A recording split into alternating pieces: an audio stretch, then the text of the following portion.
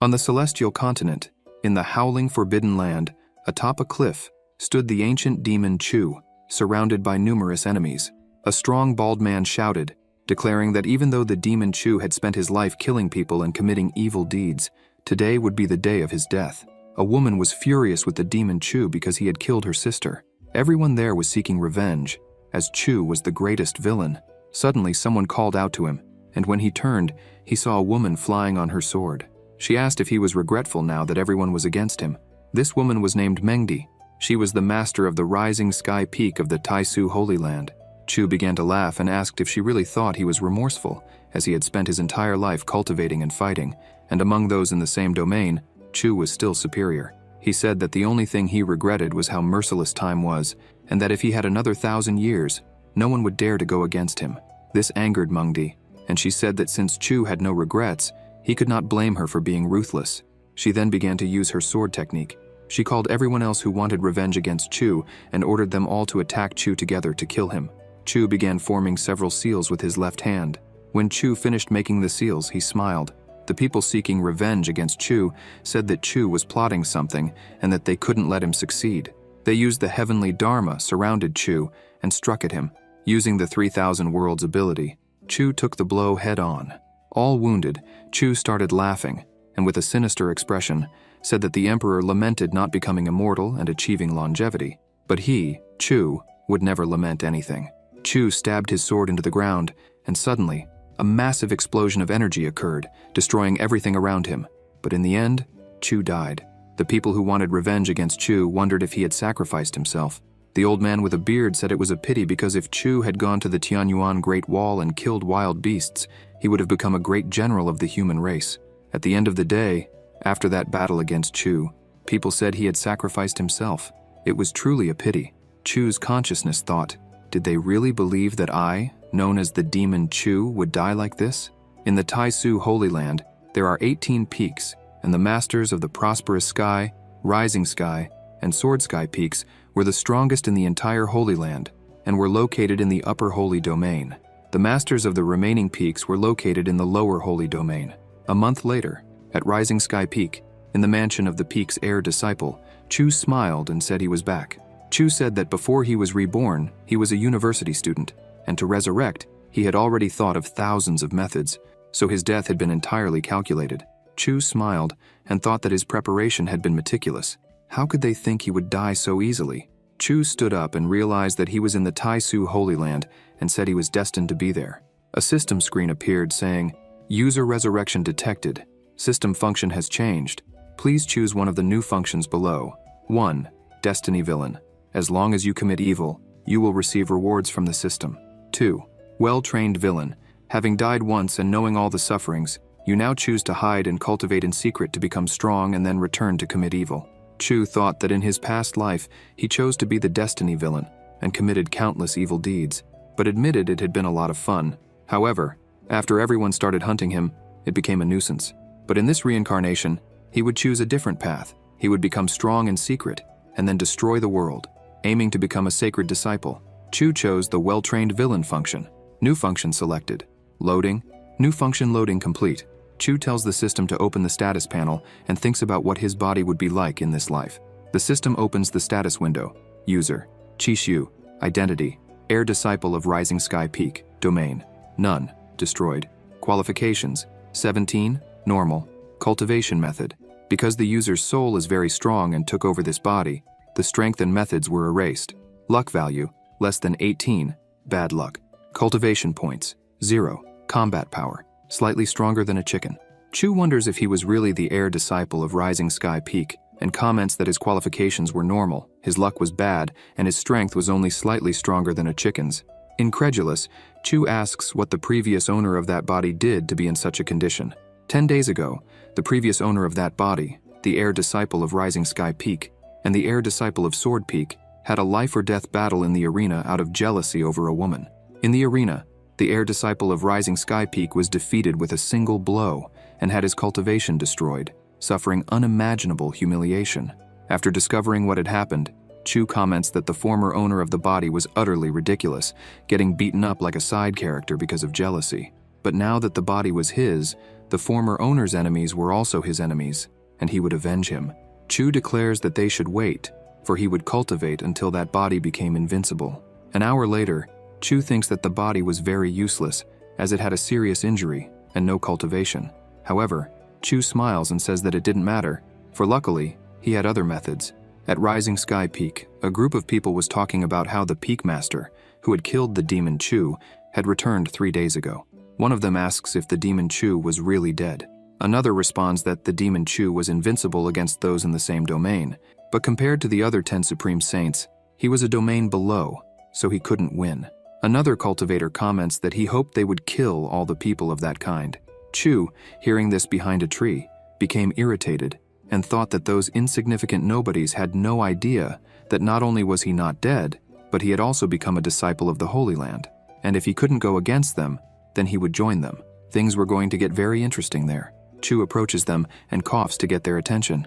The cultivators notice Chu there and greet him, asking if he had recovered from his injuries. Chu replies that it wasn't that serious and walks away. The blue-clad cultivator comments that Chu had the same name as the old demon Chu.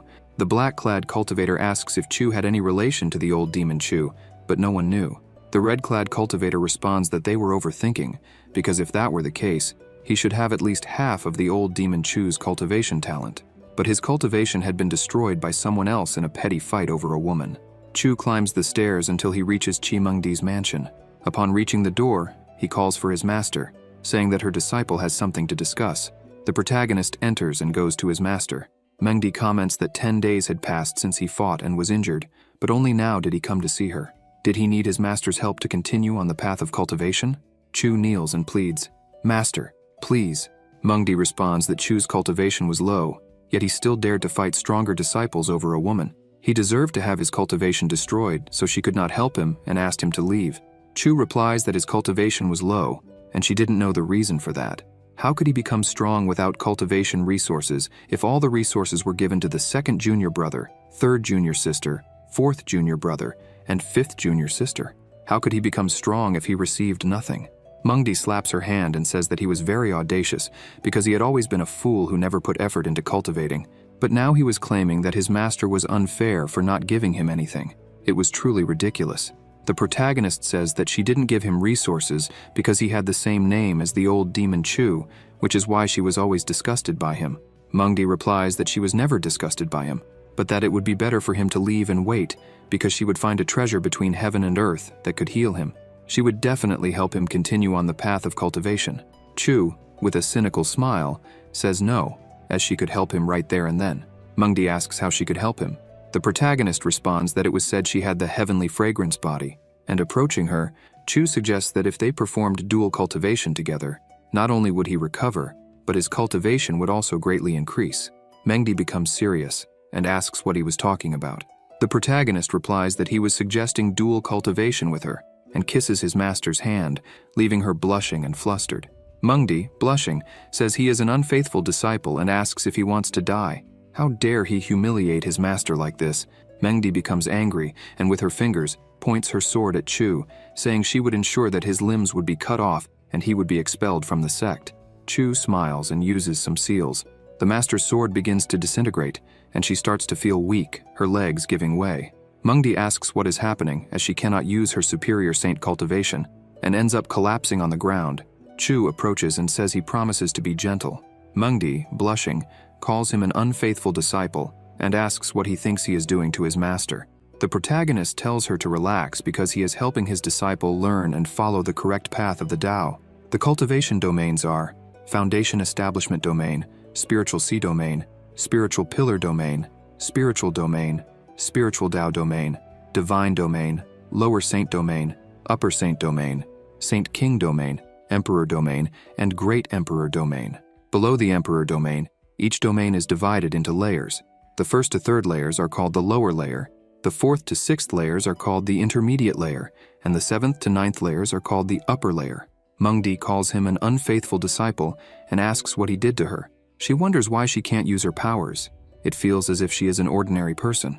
The protagonist, in his thoughts, says it's obvious that he sealed his master's cultivation because on the day the superior saints were hunting him, before dying, he placed the celestial reincarnation seal on his body.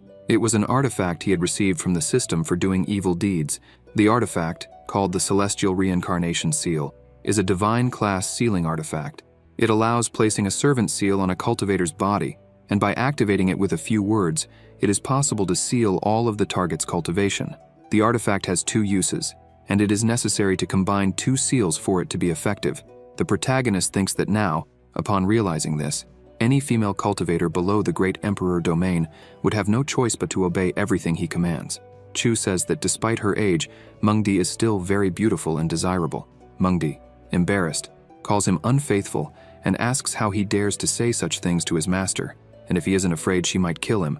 The protagonist laughs and tells her to try killing him instead of just talking. Mengdi, embarrassed, turns her face away. Chu comments that if Master Liu Shui of Sharp Sky Peak knew her cultivation was sealed, what would she do?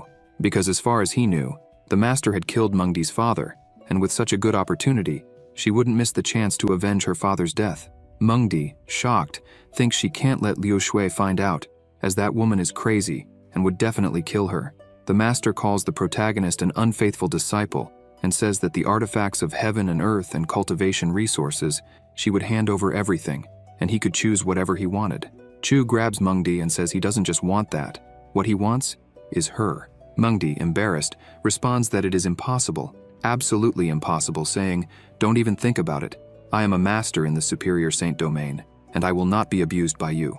The protagonist thought that he had no grudge against the Taisu Holy Land, but he wondered why Mengdi had joined forces with the group that was hunting him and asked if she was afraid. He mentioned that he had an ancient secret cultivation art that could be beneficial for both of them, and told her to take a look. Mengdi wondered where this unfaithful disciple had obtained such a miraculous secret art. That secret art was connected to the heavenly Tao and was something incredible and absolute. The protagonist asked her what she thought, but the master responded by telling him to leave. Chu approached Mengdi and asked her to accept this disciple, but the master said he was very unfaithful. A system screen appeared, stating that the user had become an unfaithful disciple, which was a big problem. As expected of a great villain, he obtained 1,000 cultivation points. The system informed that the user and Chimengdi were performing dual cultivation, which completely healed the user's injuries and increased his cultivation qualifications. The user's qualifications increased to 317 celestial, and with that, his cultivation speed was increased 20-fold. The user's cultivation was enhanced, advancing through the 1st, 2nd, 3rd, and even the 8th layer of the Foundation Establishment domain. A few hours later, Chu and Mengdi finished their dual cultivation, and a new system screen appeared, stating that the user's cultivation had advanced to the 9th layer of the Foundation Establishment domain. The protagonist then turned, thanked his master, and said they would see each other on other days, telling her to rest well. Mengdi told Chu that he had already taken advantage of her and gotten everything he wanted, so he could remove the seal he used to seal her cultivation. Chu turned to the master and said that, of course, he couldn't. The master asked if he wanted his master to die. The protagonist replied that if she didn't want others to know that her cultivation was sealed, then she had better be obedient. Chu took a crystal in his hand and asked if she knew the function of the image crystal in his hand, and started to laugh. Mengdi, deeply embarrassed, asked if he had recorded everything. The protagonist told her not to be angry, as he just wanted to remember her shaking her little butt and moaning loudly. As he left, Chu said that because of their relationship as disciple and master, he would give her a warning, not to even try to remove the seal because across the entire celestial continent, only he knew how to remove the seal, unless she knew a great emperor. But she knew there was no great emperor in that world, and if that disciple died, she would have to live her entire life as a common person and die of old age. And if she didn't believe him, she could try. Moreover, if he died, everything recorded on that crystal would spread everywhere. How would the people of the continent react to watching a respected master doing such things with her disciple? Mengdi, outraged, said that he was an unfaithful disciple and would have a horrible death. She screamed that he was very evil and wondered how an insect, not even in the spiritual Tao domain, could have the power to seal her cultivation. At night, Chu commented that now that he had noticed, he had spent a long time with the master because the moon was already shining in the sky. With the help of his master, he had managed to advance to the new layer of the Foundation Establishment domain, but he had to wait for his master to rest to perform dual cultivation again and break through to the spiritual sea domain. The protagonist began to think that the spiritual sea domain was like a wooden barrel to store water. So the foundation establishment domain is the process of creating the barrel. The more stable the foundation, the larger and more resistant the water barrel would be, and naturally he would have a good foundation to tread the path of cultivation. The failure in his previous life was due to advancing too quickly through the cultivation domains, and because of that, he never took the time to stabilize his foundation. But now, he would have a solid and supreme foundation. Now, even if he faced a cultivator in a domain above his own, he could still kill them. The protagonist wondered if the cultivation resources he had gathered in his previous life were still in that hidden ravine, but even if they were, how could he leave the Taisu Holy Land? Chu saw the pavilion of flying boats and thought that taking a flying boat would be a good opportunity. The protagonist took a flying boat and headed towards the hidden ravine. Upon arriving near the ravine, he entered a cave. Chu approached a dry tree and thought that the cultivation resources he had stored in his past life were hidden around there. He disembarked from the boat and walked towards the dry tree. Chu bit his finger and began to write a seal on the stone near the dry tree. Suddenly, the stone disappeared, revealing a large chest with several pouches around it. The protagonist remarked that the resources he had stored were still there and hoped that with them, he could become stronger and regain his former glory. Suddenly, someone called the protagonist Trash Chu and said they never thought they would meet again. Out of nowhere, a flying boat with several cultivators appeared above Chu. One of the cultivators commented that, to his surprise, it was just Trash Chu, mentioning that he thought Chu was already dead, as he never imagined that Chu would recover and start walking around after just 10 days. This cultivator was Jiang Meng, the heir disciple of Sword Sky Peak. He remarked that the master of Rising Sky Peak took very good care of her disciple, to the point of using an artifact between heaven and earth capable of restoring his cultivation. Chu reflected that it had only been 10 days since Jiang Meng had destroyed the cultivation of the body he was using. That insect forced him to start cultivating from scratch and still had the audacity to offend him. Determined, Chu boarded his flying boat and said that later he would make Jiang Meng pay, declaring that in 10 days they would face each other again in a life-or-death battle in the arena. Surprised, Meng asked the other cultivators if he really heard that, and they, laughing, confirmed that Chu said he wanted to fight another life-or-death battle in the arena against Jiang Meng. They found it absurd that Trash still dared to challenge Brother Jiang. Jiang, using the 1,000-mile sound transfer technique, began calling Chu Trash and stated that on that day, he didn't kill him out of respect for the master of Rising Sky Peak. But now, after being challenged again, they would face each other in the arena in a life-or-death battle, with no remorse for being cruel. The people, shocked, questioned why Chu dared to challenge Jiang Meng again, speculating that he had gone mad. After all, his cultivation in the spiritual sea domain had been destroyed, so how would he face Meng, who was in a higher layer? Everyone predicted that there would be another massacre in 10 days. Chu, in his flying boat, stopped at Qi Mengdi's mansion.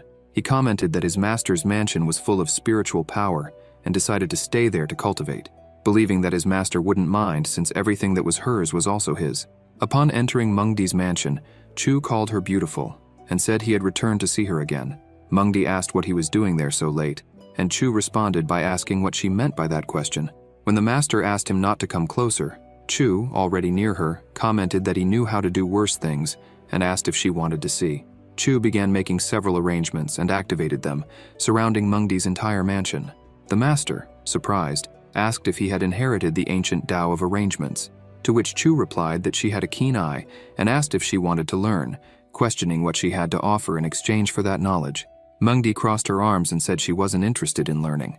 Chu then declared that if that was the case, he would go into seclusion to cultivate, and if the master felt hungry, he had brought something for her to eat, reminding her that with her cultivation sealed, she was a common human and needed to eat to survive. The master turned her face away, blaming him for everything, and vowing that someday she would kill him. Chu slapped his master on the butt, leaving her completely embarrassed, and said she was behaving very badly. He warns her that he placed some deadly formations at the back of the mansion and doesn't recommend that she go there because he still needs to improve his cultivation qualification, and if she ended up dying, he would be very sad. Blushing, Mengdi says that one day she will cut him into thousands of pieces, calling him a damn unfaithful disciple. At the back of the mansion, Chu examines the information about an item from the system, the Life and Creation Tao Fruit, an extremely precious immortal treasure capable of creating an incredibly solid foundation for cultivators and allowing an ordinary person to directly break through to the spiritual domain, extending their life by 1,000 years. This fruit grew at the bottom of the celestial demon abyss, and could only be harvested after 10,000 years.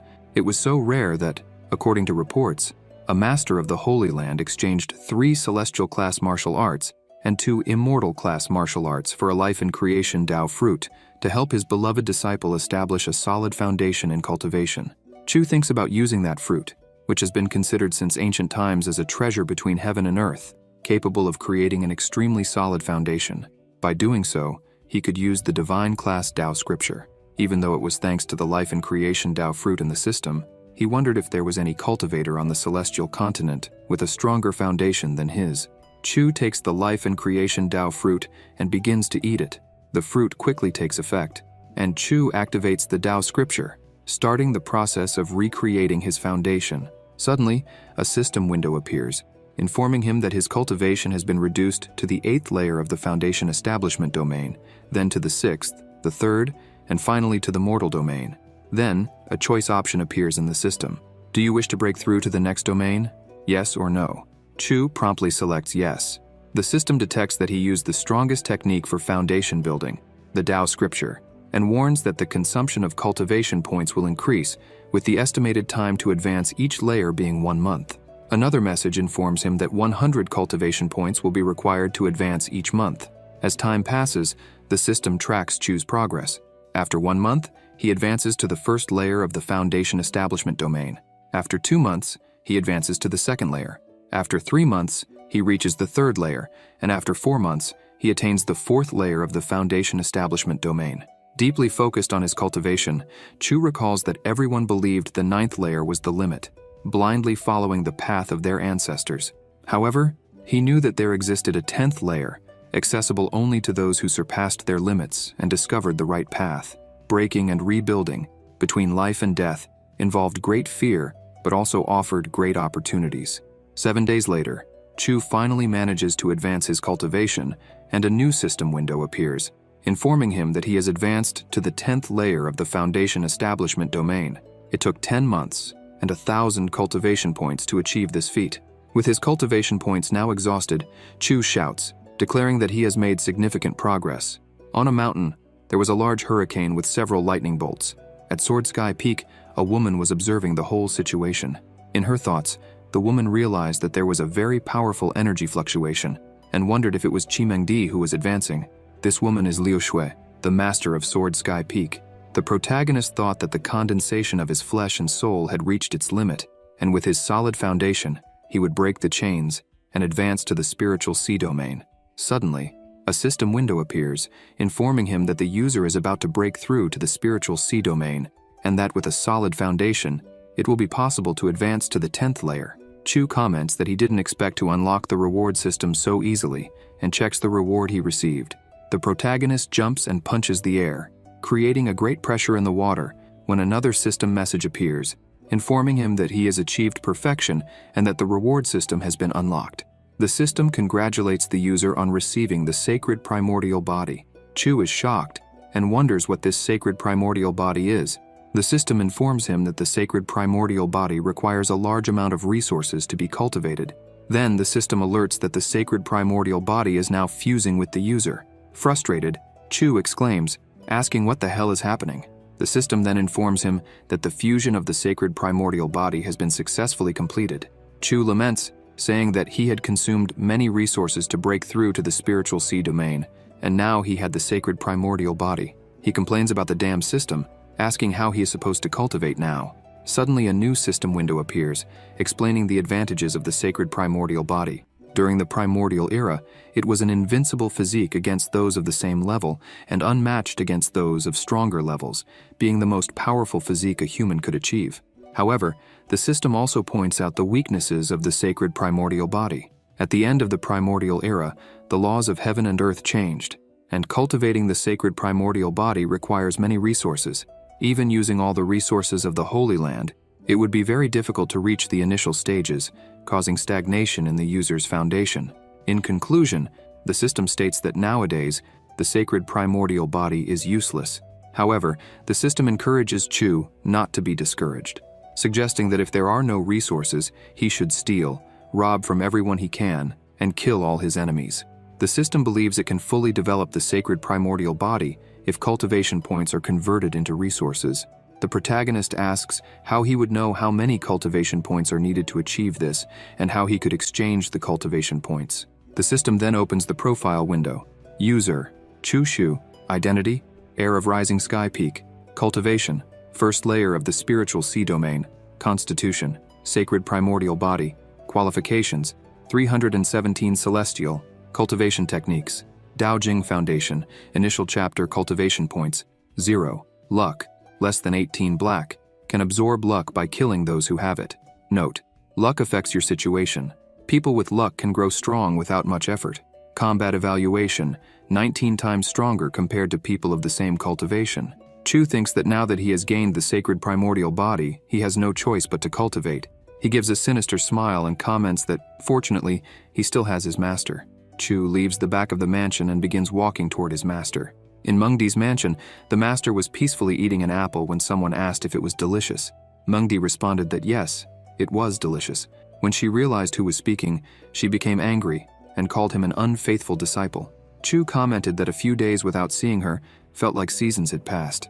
The protagonist sniffed his master and asked how long it had been since she last took a bath. Mengdi, irritated, responded that if he hadn't placed deadly formations at the back of the mansion, she would have a place to bathe. Chu took his master's hand and admitted that it was the fault of this disciple, offering to give her a bath. He reassured her, saying not to worry because he still liked her, even if she hadn't bathed. Mengdi asked what he planned to do with her at the back of the mansion. Chu said that, as expected of someone with the celestial fragrance body, her skin was so white and soft, even after a few days without bathing.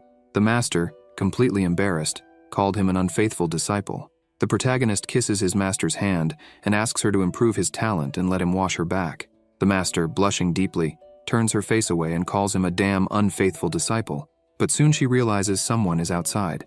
In the outer pavilion of Mengdi's mansion, outside, stood Tian Jin, the master of prosperous Sky Peak. Jin calls out to Mengdi and asks if she had gone into seclusion to cultivate. Mengdi responds and apologizes, explaining that she had some issues with her cultivation and therefore couldn't come out to meet him. Suddenly, a system window appears saying, "My God, the user is very bad and has once again taken advantage of his master to perform dual cultivation. Reward received, Azure Blood Sword." Jin tells his sister that he has a 7th grade healing pill, made by Feng Tian's disciple from Red Sky Peak, that could help her. Another system window suddenly appears saying, "Dual cultivation successfully completed. User's qualification increased by 100. Mengdi, with a trembling voice, says that she doesn't need it, as all she needs is a few days of rest. Another system window appears saying, "Dual cultivation successfully completed. User's qualification increased by 100. Jin says that's fine then, and asks if she knew that her disciple, Chu Shu, had challenged Zhang Meng from Sword Sky Peak to a life-and-death duel. He had heard that his younger sister's disciple was lazy and untalented, and he feared that if Chu lost, it would tarnish the honor of Rising Sky Peak. Mengdi, still with a trembling voice, says that she is aware of the challenge and that her disciple is responsible for his own actions, so she will let him handle it. Suddenly, a system window appears saying, "User's qualifications have reached 617 Celestial. Therefore, cultivation speed will be increased by 25 times. Tianjin says that his younger sister has her own considerations and that he was intruding.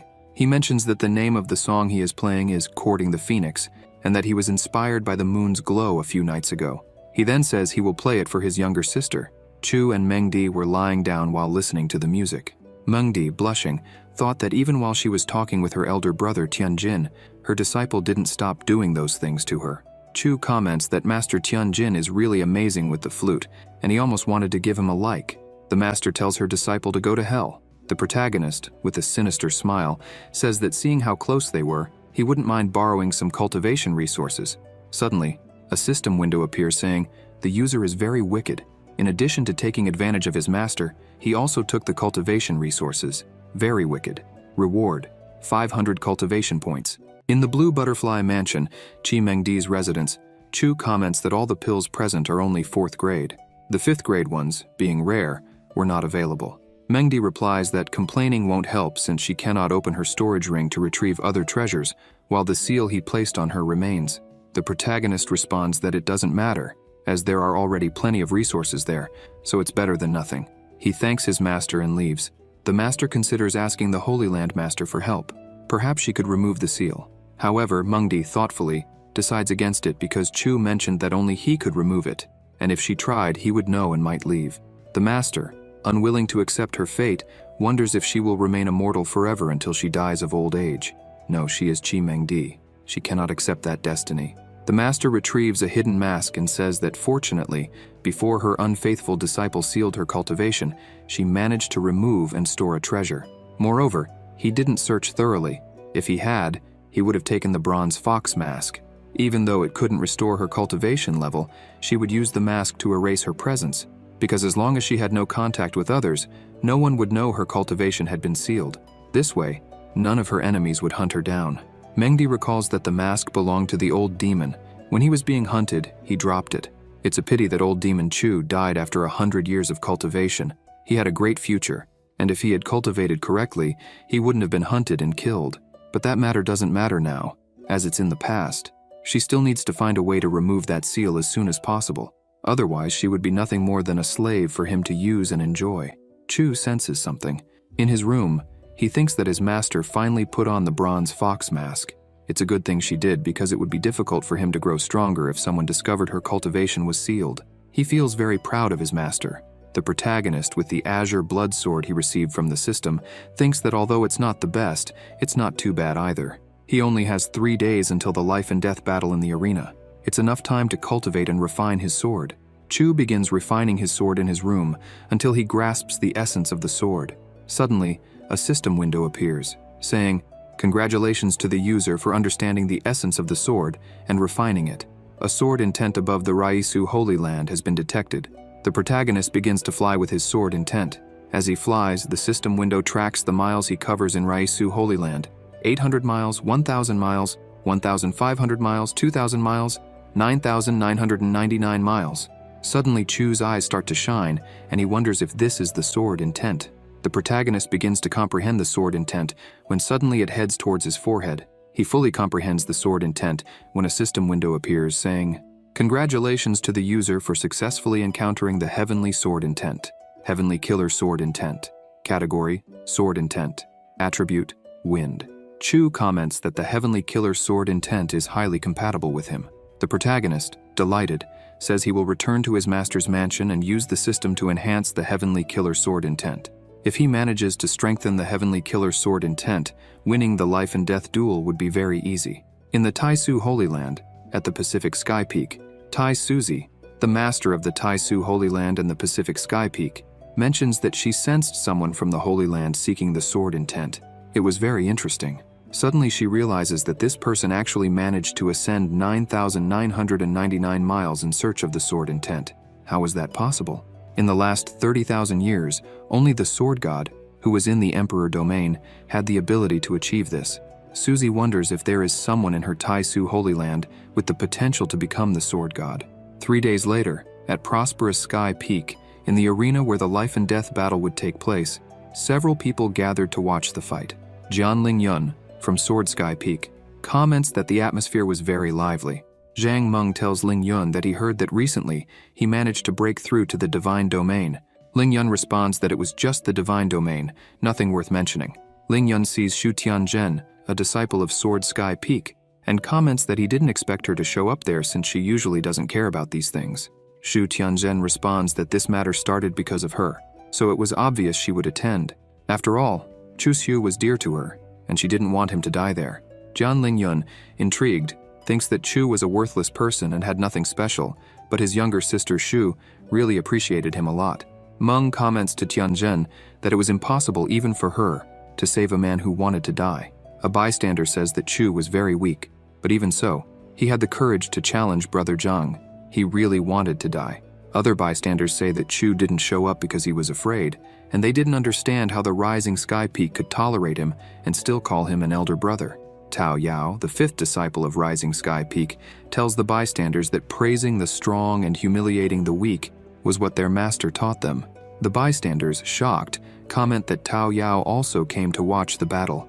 Blushing, they call her Sister Tao Yao. One of the bystanders sees Chu arriving and announces that Chu Xiu has appeared. Chu arrives on his flying boat, and Tao Yao runs to greet him. Chu says he is happy that she came to watch his battle. Yao responds that with all their younger sisters around, no one would dare kill him. The protagonist says she doesn't need to worry because he wouldn't disappoint her. The younger sister comments that in the last battle she did nothing, and he got hurt, which made her very uneasy and sad.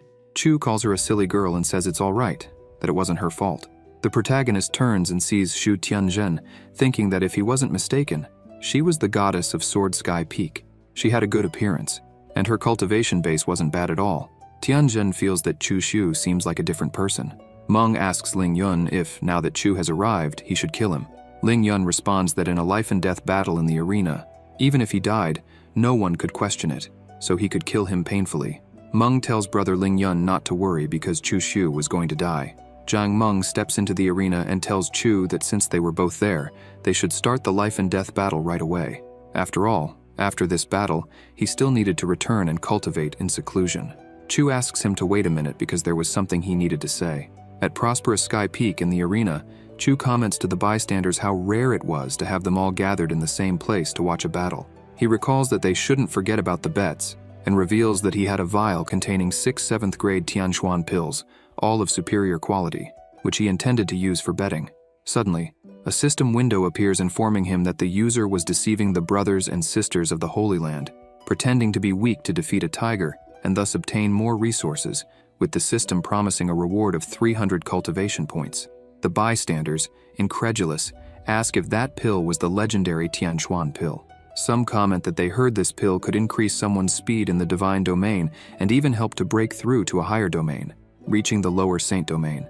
Jin Ling Yun asks the protagonist how the bet would work, reflecting that, although he had broken through to the divine domain a few days ago and needed the pills, he never imagined that trash like Chu Shu would bring them to his doorstep. Tao Yao thinks that if their master knew that the elder brother bet such a treasure, he would be punished. Chu, for his part, comments that he believed most people didn't know the value of 6 7th grade Tianchuan pills and asks the great elder of Prosperous Sky Peak if he knew.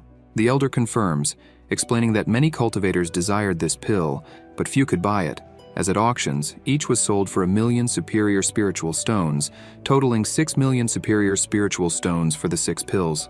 Everyone is astonished, wondering if there was anything to bet that compared to 6 million superior spiritual stones. Chu reassures everyone, suggesting that if someone couldn't bet that much, they could join together to bet, and if they won, they would only need to divide based on the value bet. The bystanders agree and begin betting on Chu's defeat. The protagonist advises them to bet safely, while Chu thinks he's going to win big, as many were betting on his defeat. The elder notices that many good resources were being wagered. Chu then announces that the betting time was over, and with the elder of Prosperous Sky Peak as the arbiter, no one would dare to go back on their word. He jumps into the arena to face Meng, who, feeling superior, comments that finally the trash Chu has stepped into the arena. The protagonist responds that since they would have a life-and-death battle, the only thing that mattered was being the winner. The elder of Prosperous Sky Peak then announces the start of the life-and-death. Ling Yun thinks that he will finally see Chu Xu's death, while Zhang Meng believes that, being in the 9th layer of the spiritual sea domain, fighting against Chu Xu, who was still in the 4th layer of the spiritual domain, would be like killing an ant. Meng advances at high speed towards the protagonist and throws a kick in his direction, but Chu dodges, throwing his body backward and quickly repositioning himself. Meng comments that Chu was fast, but challenges him to dodge 3 stakes that he throws immediately after. Chu throws himself back, doing a backflip and dodging all the stakes. Yao, worried, prays to the heavens to protect her elder brother and that nothing bad happens. The bystanders comment that Meng's attacks were ruthless, always trying to hit vital points, and that if Chu kept only dodging, he would end up losing. No matter how fast he was, he couldn't win without attacking. Meng advances again and delivers several punches, but Chu easily dodges them, provoking him and calling him out. Meng, incredulous, wonders how it was possible for that trash to have become so fast. He realizes that he couldn't keep fighting like this, or he would end up without energy, so he decides to take his sword to quickly end the fight. Meng then charges at Chu at high speed. Meng tries to hit the protagonist, but he dodges. Chu thinks that Meng wanted to suppress him using the sword's chi. The protagonist thinks this was perfect because he could take the opportunity to test his new sword. So Chu takes out his sword and unsheathes it. The protagonist makes a few slashes in the wind to test his blade. Zhang Meng, seeing Chu's back, laughs and thinks that finally, he had shown his weakness. Then, Meng appears behind Chu, yells for him to die, and kicks him in the back. The protagonist manages to block the kick and laughs, thinking that Meng had taken the bait. With the sword in his hand, he reflects that even though his sacred primordial body is not fully cultivated, he is still invincible against opponents of the same domain. Thus, Chu charges at Meng with his sword and cuts him. Meng, incredulous, exclaims how Chu managed to dodge and counterattack, saying it was impossible. Meng falls to the ground, leaving everyone shocked by the situation. Ling Yun, outraged, wondered how Chu had won. Everyone was indignant, questioning how it was possible that Zhang Meng had actually lost. The bystanders, shocked, commented that the trash Chu had really killed a disciple at the peak of the spiritual sea domain. But how was that possible? 20 days ago, Chu Xiu had his cultivation destroyed, so what had just happened? The elder declared that in the life and death battle, Chu was the winner. The bystanders began to cry, stating that they had lost 3,000 superior spiritual stones and mystic-class weapons, and they said it was an unfair defeat, vowing never to bet again. Suddenly, Chu began vomiting a lot of blood in the arena, and Tao Yao rushed over to see what was happening, asking if he was okay. The protagonist asked his younger sister to help him get out of there. With a smile, Chu thought that since he needed to pretend to be weak to defeat a tiger, he had to act convincingly and not show any flaws. In his thoughts, he apologized to his brothers and sisters, but stated that the weapons, pills, spiritual stones, and materials they had bet were now all his. Jin Lingyun thought that Chu Xiu's injury was very serious, but he wasn't worried because he intended to make him vomit even more blood and suffer in pain. Lingyun then told Cheng Lingfei, a disciple of Sword Sky Peak, that if he wanted to save his sister, he should challenge Chu Xiu, and Lingfei agreed.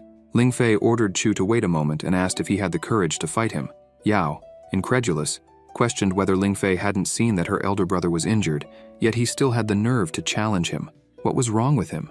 Lingyun responded that the younger sister, Tao Yao's words, were a bit exaggerated because, in the arena, it was inevitable to be challenged by other disciples. Moreover, Chu Xiu had just won a bet and taken many resources from several disciples, and everyone believed that he had only won by luck. This left everyone dissatisfied, and they wanted to recover what they had lost. So why not let them get excited to recover what they had lost? It was only fair for Chu Xiu to participate in another battle. The bets would be the same as before, and if Chu Xiu won again, everyone would be convinced that it wasn't luck. Ling Yun asked the protagonist if he still had the courage to bet, or if he was afraid because he was sure that the elder brother of Rising Sky Peak was too cowardly to bet. The protagonist realized that he was being deliberately provoked. Chu then stated that he was injured and in the 4th layer of the spiritual sea domain, making it very risky to face a disciple in the 1st layer of the spiritual pillar domain. So he suggested increasing the bets by 30%. Suddenly, a system window appeared saying, "The user is a cunning and greedy fox, therefore receiving a bonus of 200 cultivation points." Ling Yun responded that this was fair, but in his thoughts, he considered Chu an idiot for being so greedy while being so weak. Since Chu wanted to die so badly, Ling Yun wouldn't blame him for ensuring that wish. Tianzhen thought that Chu Xiu didn't know when to stop. The protagonist then announced to everyone that he, Chu Xiu, accepted the challenge and would fight another life and death battle. He asked if they wanted to recover what they had lost, or if they would leave everything to him, and stated that the new bets were open, presenting a great chance to recover what they had lost and even make some money. The bystanders commented that this time it was absolutely impossible for Chu Xiu to defeat someone in the spiritual pillar domain, especially since he had just fought a battle and was injured. They began betting everything on Chu Xiu's defeat. Chu thought they were all fools, and thanks to this, he would make a great fortune. The elder declared that the life and death battle between Chu Xiu and Chen Lingfei had begun. Yao, worried about Chu, told him to be careful, but the protagonist reassured her, saying not to worry. Lingfei then stated that he didn't want to step into the arena to fight him, but he didn't have much choice. Chu asked why, and Lingfei responded that his younger sister had returned severely injured from a mission and needed cultivation materials and a very rare treasure to survive, and brother Ling Yun had that treasure. So for the sake of his younger sister, he needed to defeat him, and he apologized if he hurt him. After all, swords are blind and can easily injure someone. Chu replied that the story was very moving, but it was a pity because now that he had stepped into the arena for a life and death battle, it didn't matter if he lived or died. The protagonist charged at Lingfei at high speed, running around him and attacked him from behind.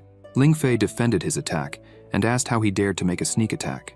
Chu appeared beside him and told him not to worry because he would take good care of his younger sister so that Lingfei could rest in peace.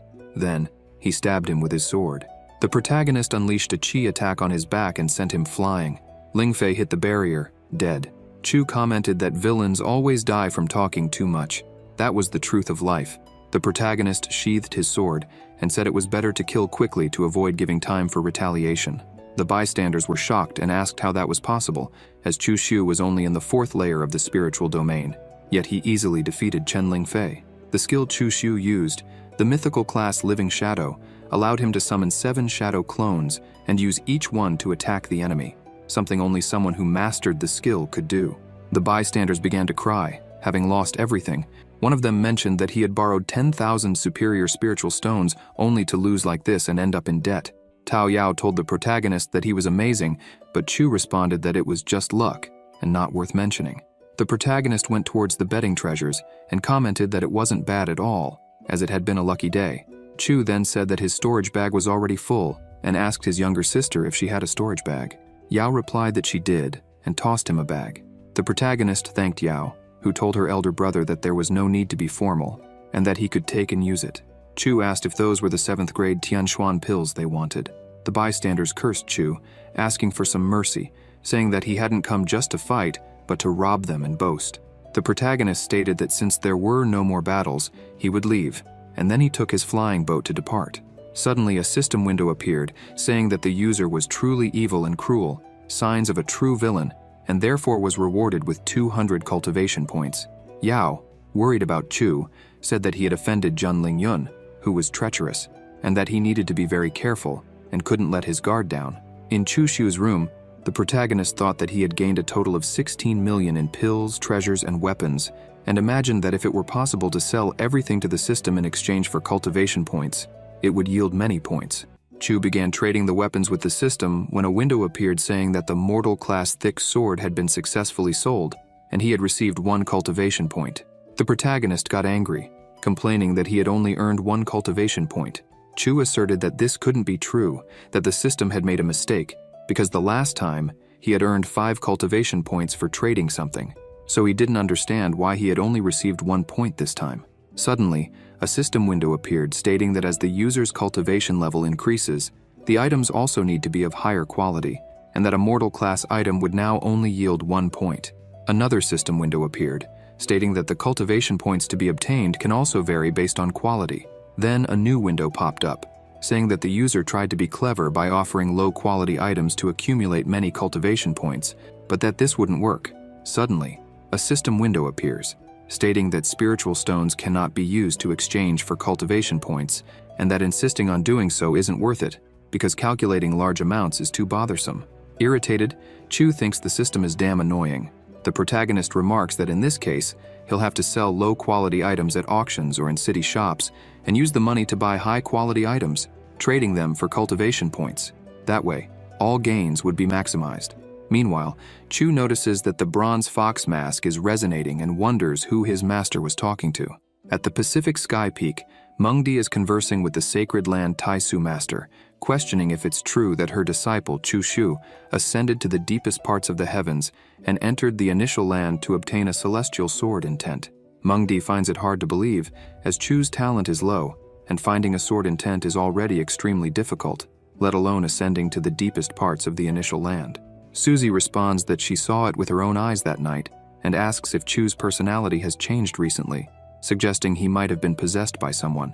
Mengdi questions if Suzy really believes that, but Suzy dismisses the idea, explaining that to possess someone, one would need at least a lower sacred domain level of cultivation, and everyone can only enter the initial land once in their lifetime, a rule that couldn't be broken by someone possessing another. Moreover, Suzy doesn't believe Chu has been possessed. Mengdi then questions how Chu managed to enter the initial land if he wasn't possessed. Suzy suggests that he might have had some unexpected opportunity and advises Mengdi to train her disciple well, as he might become a new sword god before breaking through to the Emperor Qi domain. Mengdi agrees, but at the same time wonders, train him well. What other way would he have to cultivate? Hadn't she already become a slave for that unfaithful disciple to use whenever he wanted to increase his cultivation and qualifications? Outside, Chu thinks that now that Suzy mentioned it, he and his master would have a long conversation during the night. Inside Mengdi's mansion, the protagonist tells his master that he needs advice, and Mengdi asks why he hid that from her. Surprised, Chu asks what exactly he hid. The master responds that he found a celestial sword intent. The protagonist places his hand on his master's waist and asks how she knew about that. Mengdi explains that the Sacred Land Taisu master is sovereign within the Sacred Land and can control the rules of space and the meaning of every energy fluctuation within the Sacred Land, making it impossible to hide it from her. Chu understands and asks what the Sacred Land master decided. He's a genius and should diligently cultivate with his master's help. The master responds that even within the Sacred Land Taisu, nothing is absolute, and like flowers cultivated in greenhouses, everyone needs to rely on themselves to achieve the desired results. Chu agrees, but approaches Mengdi, saying he's not there just to use his own strength to obtain resources. However, the master rebukes him, saying, "No, unfaithful disciple, not today." The protagonist replies that today, yes, because after all, he had nothing else to do. So, he decided to ask his master to help that disciple with cultivation. A system window appears, stating that the user is truly very wicked, because even though the master didn't want to, he's engaging in dual cultivation with her again. As a special reward, the system grants him a 6th grade superior poison pot. Then, the system window indicates that the user's talent increased by 100 points 3 times in a row. 3 hours later, another window appears, informing him that the user's qualifications increased to 917 celestial, which boosted the cultivation speed by 31 times.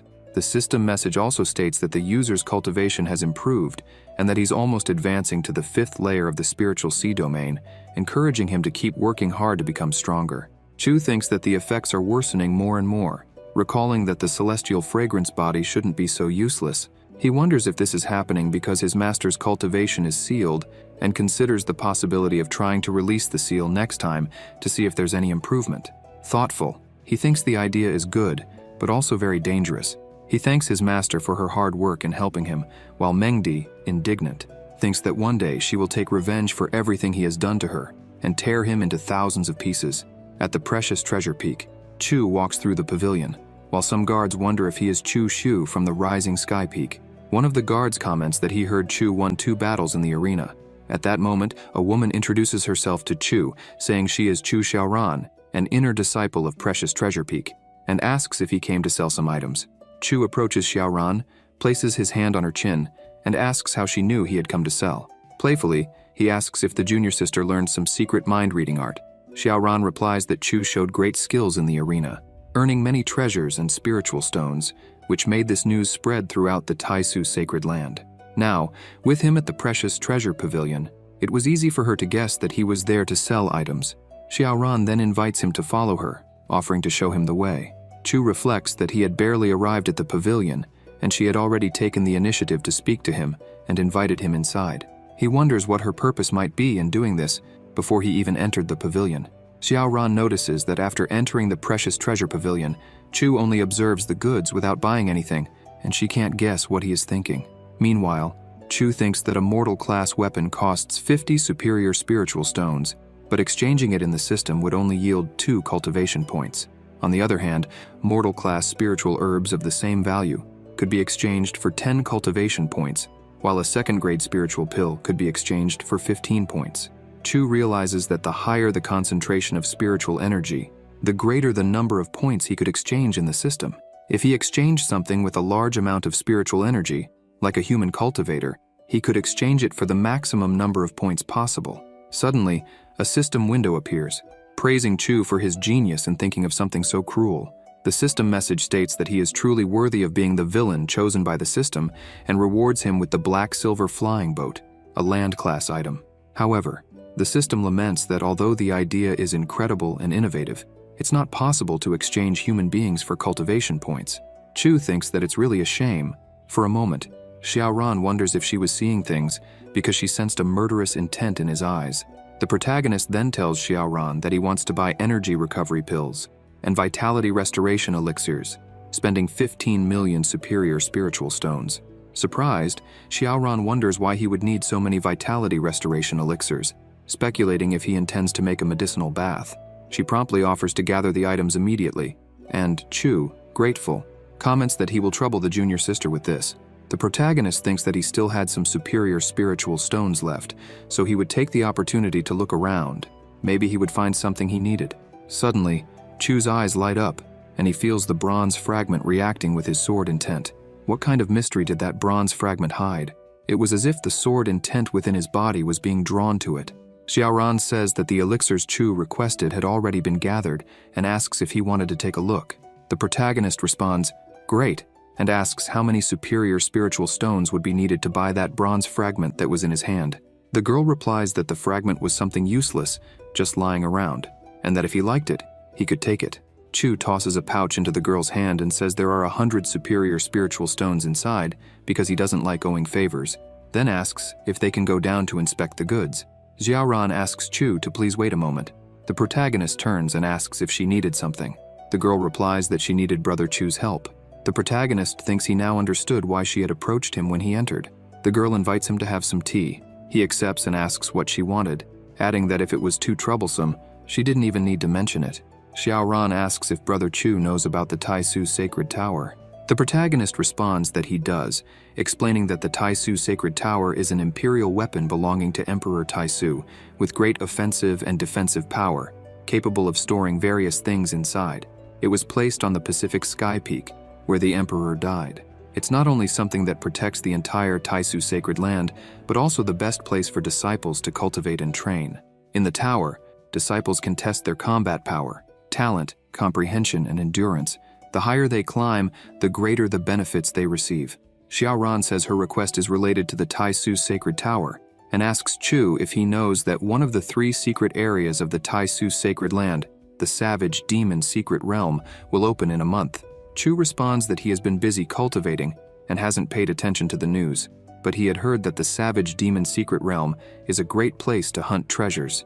Xiaoran explains to Chu that to enter the Taisu Sacred Tower, one must take a test, and in that test, the top 300 disciples in the Spiritual Sea Domain and the top 1,700 disciples in the Spiritual Pillar Domain would earn the right to enter the secret realm. Based on Brother Chu's strength, it was certain he could rank among the top 300 disciples. Xiaoran then reveals that her request is for Brother Chu to participate in the test. She leans in close to the protagonist's ear, attempting to seduce him, and asks if Brother Chu could help her.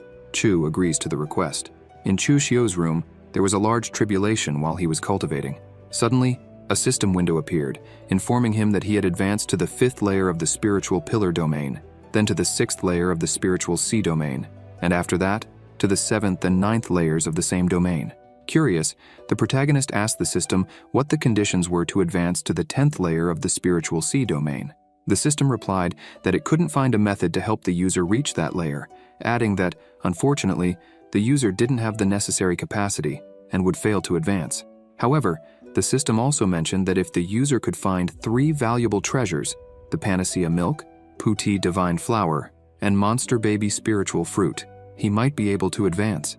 Chu stopped cultivating and, placing his hand on his head, thought that those 3 items were divine class, so rare they could only be obtained with extreme luck, as they weren't sold at auctions. Even if someone was selling them, the price would be astronomical, and even if he found them and wanted to steal them, he wouldn't have the power to do so. Then the protagonist had an idea and remembered that Xiaoran had mentioned a disciple had obtained half of a monster baby spiritual fruit in the secret realm.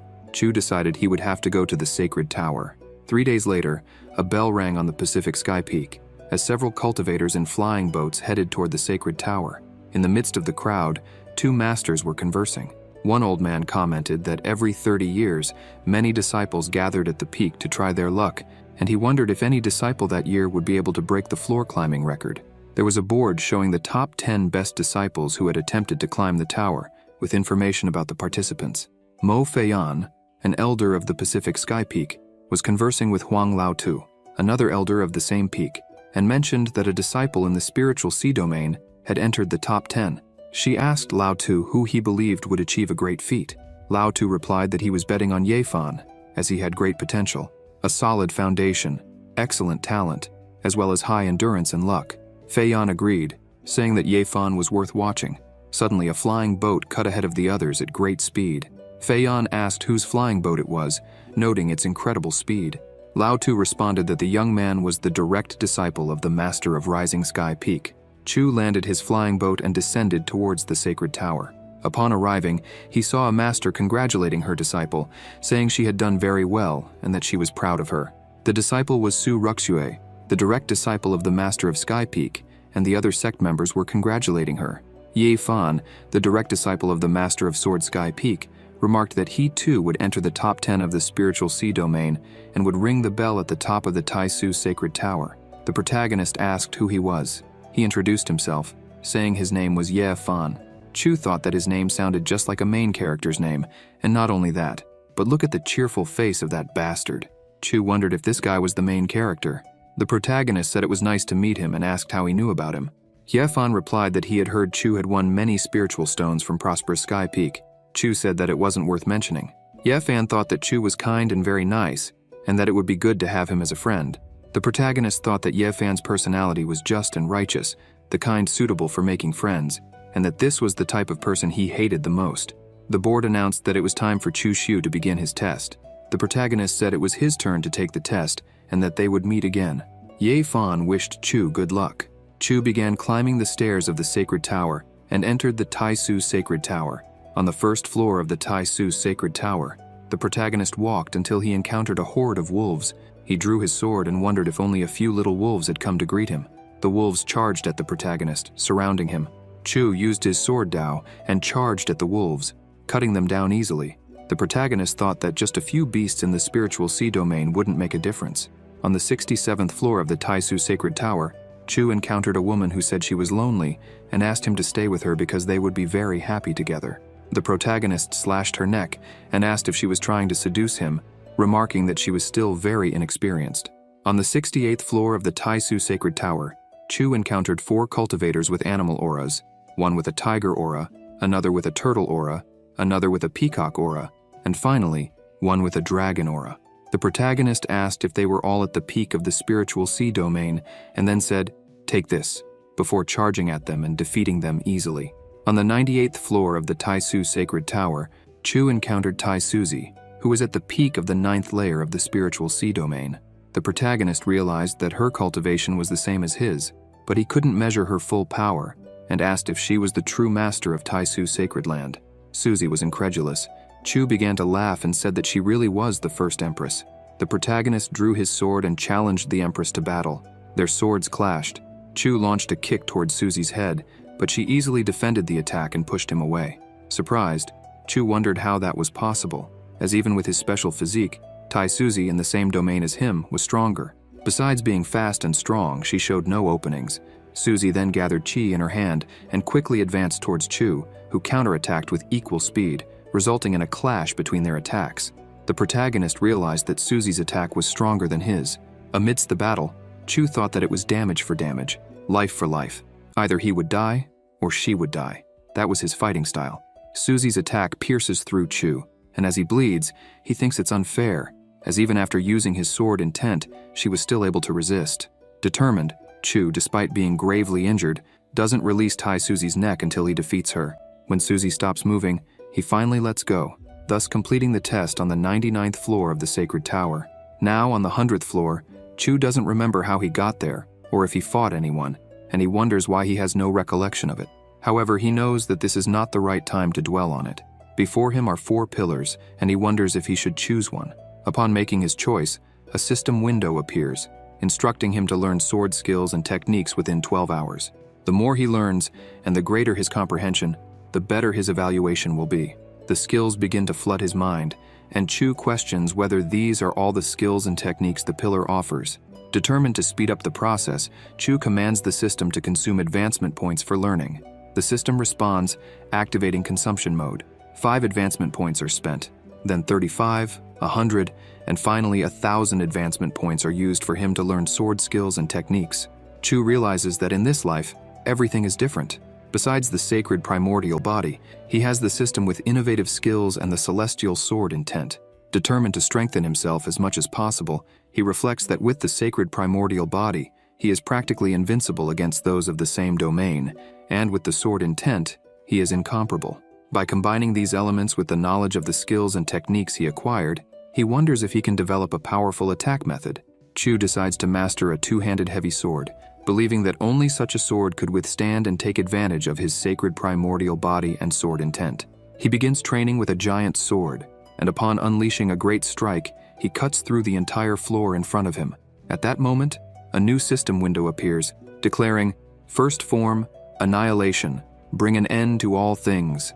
The protagonist then starts laughing and declares that his name is Chu Xiu, the one who will annihilate all. And even if anyone stands against him, Chu believes that no one will be able to escape this strike. He concludes that the 1,000 points spent to learn everything were well worth it. Chu commands the system to analyze his new skill, and the system message reports: name, first form, annihilation, category, sword skill, class, immortal, style, sword movement, destructive power, 5 stars, attack speed, 4 stars. The system then presents the skill's introduction, describing it as a dominating strike with an instant explosion of energy, created by using the energy of the sacred primordial body and the celestial sword intent. With great attack speed and high destructive power, it is capable of eliminating enemies. However, the system warns that the second form of the skill is still unknown and not yet comprehended, advising Chu not to attempt understanding it now, as it could lead to his death. In the square in front of the Taisu Sacred Tower, Akira, Mengdi's nephew, is conversing with Xiaoran and asks if she really believes that Chu Xiu will be able to climb more than 80 floors and get the items he needs. He expresses the desire for this to end soon, so that he can have time to see his aunt Mengdi and ask for some pills. It had already been 10 days, and Chu Xiu still hadn't exited the tower, leading Akira to fear that he might have died inside, as every time the Taisu Sacred Tower opens, some disciples end up dying. Xiaoran, however, assures Akira that her older brother Chu Xiu will be fine. Then the Sacred Tower's bell begins to ring, announcing that someone had entered the top 10. Suddenly, on the stone that displays the top 10 rankings of the Sacred Tower, the name Chu Xiu from Rising Sky Peak appears. Everyone is shocked and falls silent. When Chu Xiu finally exits the Sacred Tower, he thanks them for waiting, and Xiaoran expresses relief that he wasn't hurt. The disciples around begin to shout that Chu is incredible and ask for autographs. The protagonist reflects that, when he was known as the old demon Chu, these same disciples would see him and shout, "Die, damned demon!" And now, they were excited about his name. He concludes that the new choices he made were indeed important. While signing autographs, Chu thinks that being a villain who flaunts power is very simple and boring, but he was very young when he made that choice, and the result was his death. Now, he believes that a true villain should be strong and purposeful, doing bad things secretly without talking about them. Suddenly, Lao Tu and Fei Yan appear behind Chu. Lao Tu comments that he is impressed with his performance, while Fei Yan informs him that the master of Pacific Sky Peak wishes to see him. At the Pacific Sky Pavilion, Mengdi and Tai Suzy are waiting. Chu Xiu greets them formally. Chu Xiu, from Rising Sky Peak, greets the master of the Taisu Sacred Land and the master of Rising Sky Peak. Mengdi seems uncomfortable, while Suzy expresses satisfaction in seeing how far her disciple has climbed the tower, considering his performance impressive. Chu asks the master of the Sacred Land if, having completed the Sacred Tower, he will receive some kind of reward. He thinks that even if there aren't immediate benefits, things could get interesting. Mengdi tells Chu to be more respectful and not rude to the master of the Sacred Land. Tai Suzy, however, tells Mengdi that it's all right and asks Chu what kind of reward he would like to receive. The protagonist responds that if the master has panacea milk, Pu-Tea divine flower, or monster baby spiritual fruit, any of those would suffice. Mengdi, indignant, thinks that the unfaithful disciple is truly very greedy. Tai Suzy explains that there are many treasures in the Sacred Land that defy heaven and earth, but none of them are what he desires. However, she could ask someone to go out searching for them, but she couldn't guarantee how quickly they could be found. Chu replies that he is willing to wait and thinks that it is very easy to converse with Tai Suzy. He considers that if he used the celestial samsara seal on her, he could have her under his command. Suddenly, a system window appears with the message that the user is truly very wicked, as, not satisfied with Mengdi, he now wants Tai Suzy. Without hesitation, Chu uses the celestial samsara seal on Tai Suzy. Another system window appears, informing him that the seal was successfully used and that Tai Suzy is now under the user's servant seal, still unaware of it. The system also informs him that there are no more uses of the seal left, as the first servant seal was on Chi Mengdi and the second on Tai Suzy. The system adds that the user can remove the servant seal whenever he wants, and that after the seal is recovered, the number of uses will increase by 1, allowing the activation and use of both servant seals simultaneously. Chu is shocked to learn that he can activate both seals simultaneously and imagines himself doing dual cultivation with Mengdi and Tai Suzy. Suddenly, another system window appears, declaring that the user is indeed the predestined villain, daring to imagine doing dual cultivation with the master of the Sacred Land and Chi Mengdi. As a reward for his evil thoughts, Chu receives the basic alchemy book. The system explains that the book is divided into 3 volumes, containing thousands of alchemy methods and poison formulas. Once fully mastered, it is possible to prepare poisons capable of killing even someone in the Emperor domain. If the 3 volumes are combined, it will become the Supreme Alchemy Book, created by the Alchemy Emperor of the human race many years ago. Chu thinks that this reward is incredible because only someone qualified as a true villain can poison others. Tai Suzy then mentions that the 8 trigrams ginseng has an excellent effect for strengthening qi and blood, and until he finds what he desires, she hopes this can help. Chu thanks her and says he will make good use of the gift. The protagonist and Mengdi prepare to leave, while Suzy, for some reason, feels a sense that something is wrong, but she doesn't know what it could be. Could someone be conspiring against her? Perhaps she has spent too much time in seclusion and is now having illusions. It was better to leave, clear his head, and relax. In the main cabin of the flying boat were Chu and Mengdi, with 2 women serving them.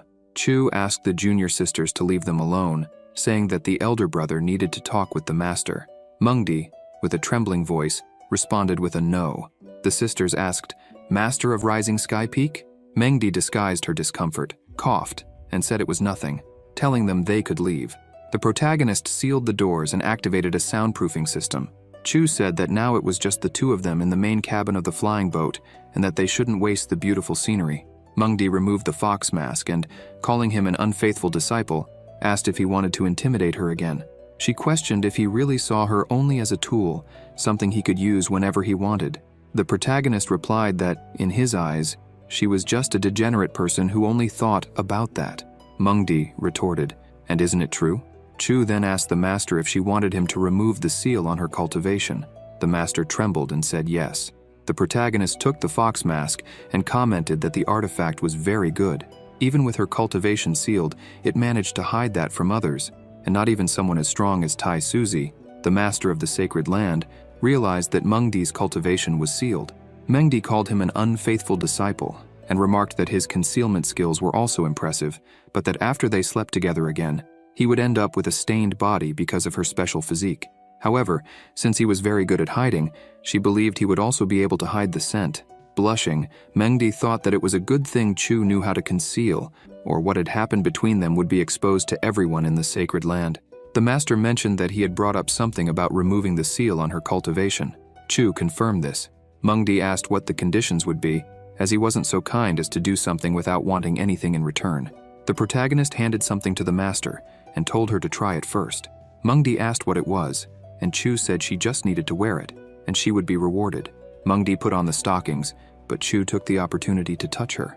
Blushing, the master asked what that unfaithful disciple was doing.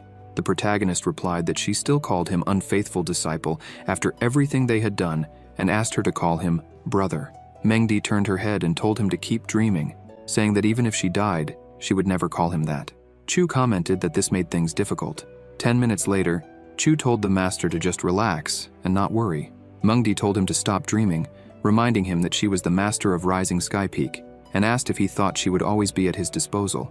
Chu approached his master and said she was very beautiful, but advised her not to shout too loudly, or all the disciples on the ship would know what they were doing. Completely flushed, Mengdi said he was exaggerating, but she ended up giving in and called him brother. Then, Mengdi called him unfaithful disciple again, and said that sooner or later she would kill him with her own hands. Outside the flying boat, at Rising Sky Peak, Chu was walking and thinking that it was thanks to Chu Xiaoran that he was able to participate in the sacred tower. But now, the matter of the sacred tower was already resolved. The information provided by Xiaoran was very detailed. The monster baby spiritual fruit was indeed in the savage demon secret realm. During the journey to the realm, nothing mattered except victory, so he would need to cultivate diligently. 2 background characters were talking and commented that the Celestial Horizon newspaper had been updated. One of them asked if it was true that the newspaper was updated and mentioned that the old demon Chu had died a long time ago, so someone should take his place. The Celestial Horizon newspaper records all events, big or small, across the continent, from the combat power of a certain cultivator to even meaningless gossip. Each copy of the newspaper is worth a mid-grade spiritual stone. Chu thought they were a bunch of idiots. Not only was the old demon Chu not dead, but he was also very much alive and in the sacred land. The background characters commented that the 4th person on the lower saints list had also been replaced. It used to be Zhang Xianling from the celestial yin-yang sect, but now it was Liu Hongyi. The other character asked who Liu Hongyi was, and if she was strong because Zhang Xianling was his goddess. The protagonist thought to himself, Liu Hongyi, could it really be her? Chu greets the extras and asks if they could sell him the latest edition of the Celestial Horizon newspaper. The extras tell him he can take it, and the protagonist thanks them before grabbing the newspaper. One of the extras asks the other if he's heard that Chu's older brother made it onto the celestial list, and suggests it would be wise not to offend him. The other responds that he has heard, but questions how he became so powerful. In the latest news from the continent, it's reported that the old demon Chu, who was previously at the top of the Lesser Saints list, is dead. Now the first on the list is Yao Guang from the Holy Land, shining brightly in first place. Zhang Xianli, who was the lesser saint of the yin-yang celestial sect and occupied fourth place, has been replaced by Liu Hongyi of the Red Dust Sword sect. Reports from the last 6 months indicate that barbarians and demons have begun to invade human territories on a large scale. Chu thinks to himself that Hongyi really made it onto the lesser saints list and is now in fourth place. The protagonist sees the wanted notices, which state that the lesser saint Liu Hongyi betrayed and attacked the Red Dust Sword sect, with a bounty of 1 million divine spirit stones on her head. According to the leader of the Red Dust Sword sect, they used a time-space artifact to discover what happened, and Liu Hongyi stealthily attacked and killed an elder who participated in the siege against the old demon Chu, apparently out of revenge. The Red Dust Sword sect issued a warning, urging their comrades to surround and kill this woman, reminding them never to underestimate the enemy. Chu remembers the girl and calls her foolish. The protagonist begins to recall his past when she introduced herself, saying her name and mentioning that her entire family was dead. Chu remembers introducing himself and saying that his family was all on the other side of the starry sky, so he couldn't see them anymore. The girl said that since he helped her bury her family, from that day on they would be family. He agreed with her, stating that from that day on, they would be family, and they made a pact. Back in the present, the protagonist uses sound resonance over several miles and asks his younger sister, Tao Yao, if she could help him find someone's whereabouts. Yao arrives at the place where Chu was and asks what he was thinking, watching the moon alone. Chu replies that he was just feeling a bit homesick. Tao Yao comments that it had been about 30 years since he came to the Rising Sky Peak, and that back then, the mortal realm where he lived, Qishan County, was attacked by demons, and it was the master who saved him and brought him to the sect. Time passes too quickly, Yao says, adding that the older brother was very lucky back then, as he was only 3 years old and managed to survive the demon attack. She mentions that, as the saying goes, if one doesn't die because of a disaster, they will have luck in the future. All blessings were with Chu. Yao also says that even though Qishan County is his hometown, the Holy Land is also his home. The master and everyone at Rising Sky Peak are his family, and if he feels homesick in the future, he can find her anytime, and she will help him. The protagonist thanks her, saying that everyone at Rising Sky Peak is his wings. Chu thinks that, 30 years ago, Chu Shu was just a tool and would never have survived by luck. He only stayed alive so that he could take over his body, and he comments that the same thing happened when he met Qi Mengdi, as his goal was always to infiltrate the Holy Land from within. Yao, blushing, thinks that lately, she's felt that the older brother has become a different person, as he used to avoid her, but now he stays close to her and touches her. Yao lifts her feet and gives Chu a kiss on the cheek, leaving the protagonist stunned by her actions. Tao Yao says that the information he had requested was there and hands him a letter. She tells Chu to rest well, as she needed to return to her cultivation. The protagonist feels embarrassed and can't believe she kissed him, thinking he needed to calm down. Chu takes the information Yao gave him and begins to read, seeing that 3 days ago, Liu Hongyi appeared in the Dongzhou Empire, in the city of Chang'an. He thinks that the city of Chang'an might be a bit difficult. In the eastern continent, in the Dongzhou Empire, in the city of Chang'an, an old man was shouting, asking if she wanted to become like the old demon Chu and be an enemy of all human forces. This is Liu Hongyi, the former lesser saint of the Red Dust Sword sect. The old man yells that his Ji family would not let her get away with it, and that she could be sure they would tear her body to pieces. Liu Hongyi strikes the old man with lightning from her sword, killing him. She lands on the ground, and a shadowy figure appears, asking what she was going to do next. Liu Hongyi responds that she was going to kill more people. The shadowy man asks if she really wanted to do that and become an enemy of the world. The woman replies that if he was the enemy of the world, then she too would be an enemy of the world, and says that if he were a Buddha, she would fight for his sake, and if he were a demon, she would massacre the world in his name. Back on the cliff where Chu was, the protagonist was cultivating and thought that he still hadn't practiced the skill he had gained from the master of the Holy Land. Since he was in a quiet and deserted place, no one would disturb him. Suddenly a system window appears, informing him about the 9 royal marks, also known as the 9 secrets, a powerful skill between heaven and earth. By fully mastering the 9 marks, one can become invincible. The Xingzi secret is the fastest secret art in the world, and by cultivating it to the extreme, it is possible to break through large formations with ease. The greatest difficulty lies in comprehension, and to cultivate it, one must have rare talent and great understanding. Chu sighs, stands up, and comments that the Xingzi secret was really difficult to comprehend. 3 days had passed, and he had made almost no progress. Chu notices someone behind him and asks who was there. A woman appears and introduces herself, saying her name is Hua Luofei and that she is an elder of the Consent Sky Peak. She asks if he is Chu Shu. Chu senses that something is strange and wonders why she had a servant's seal from the Samsara celestial seal. Noting that Tai Suzy was using a different form to meet him, the protagonist finds it interesting. He greets Elder Huo and asks if she could tell him the reason she came there. Elder Huo responds that after finishing what she had to resolve, she decided to take a walk around Rising Sky Mountain and happened to stumble upon him while he was cultivating. Seeing that he was working so hard, she concluded that he was planning to go to the Wild Demon Secret Realm.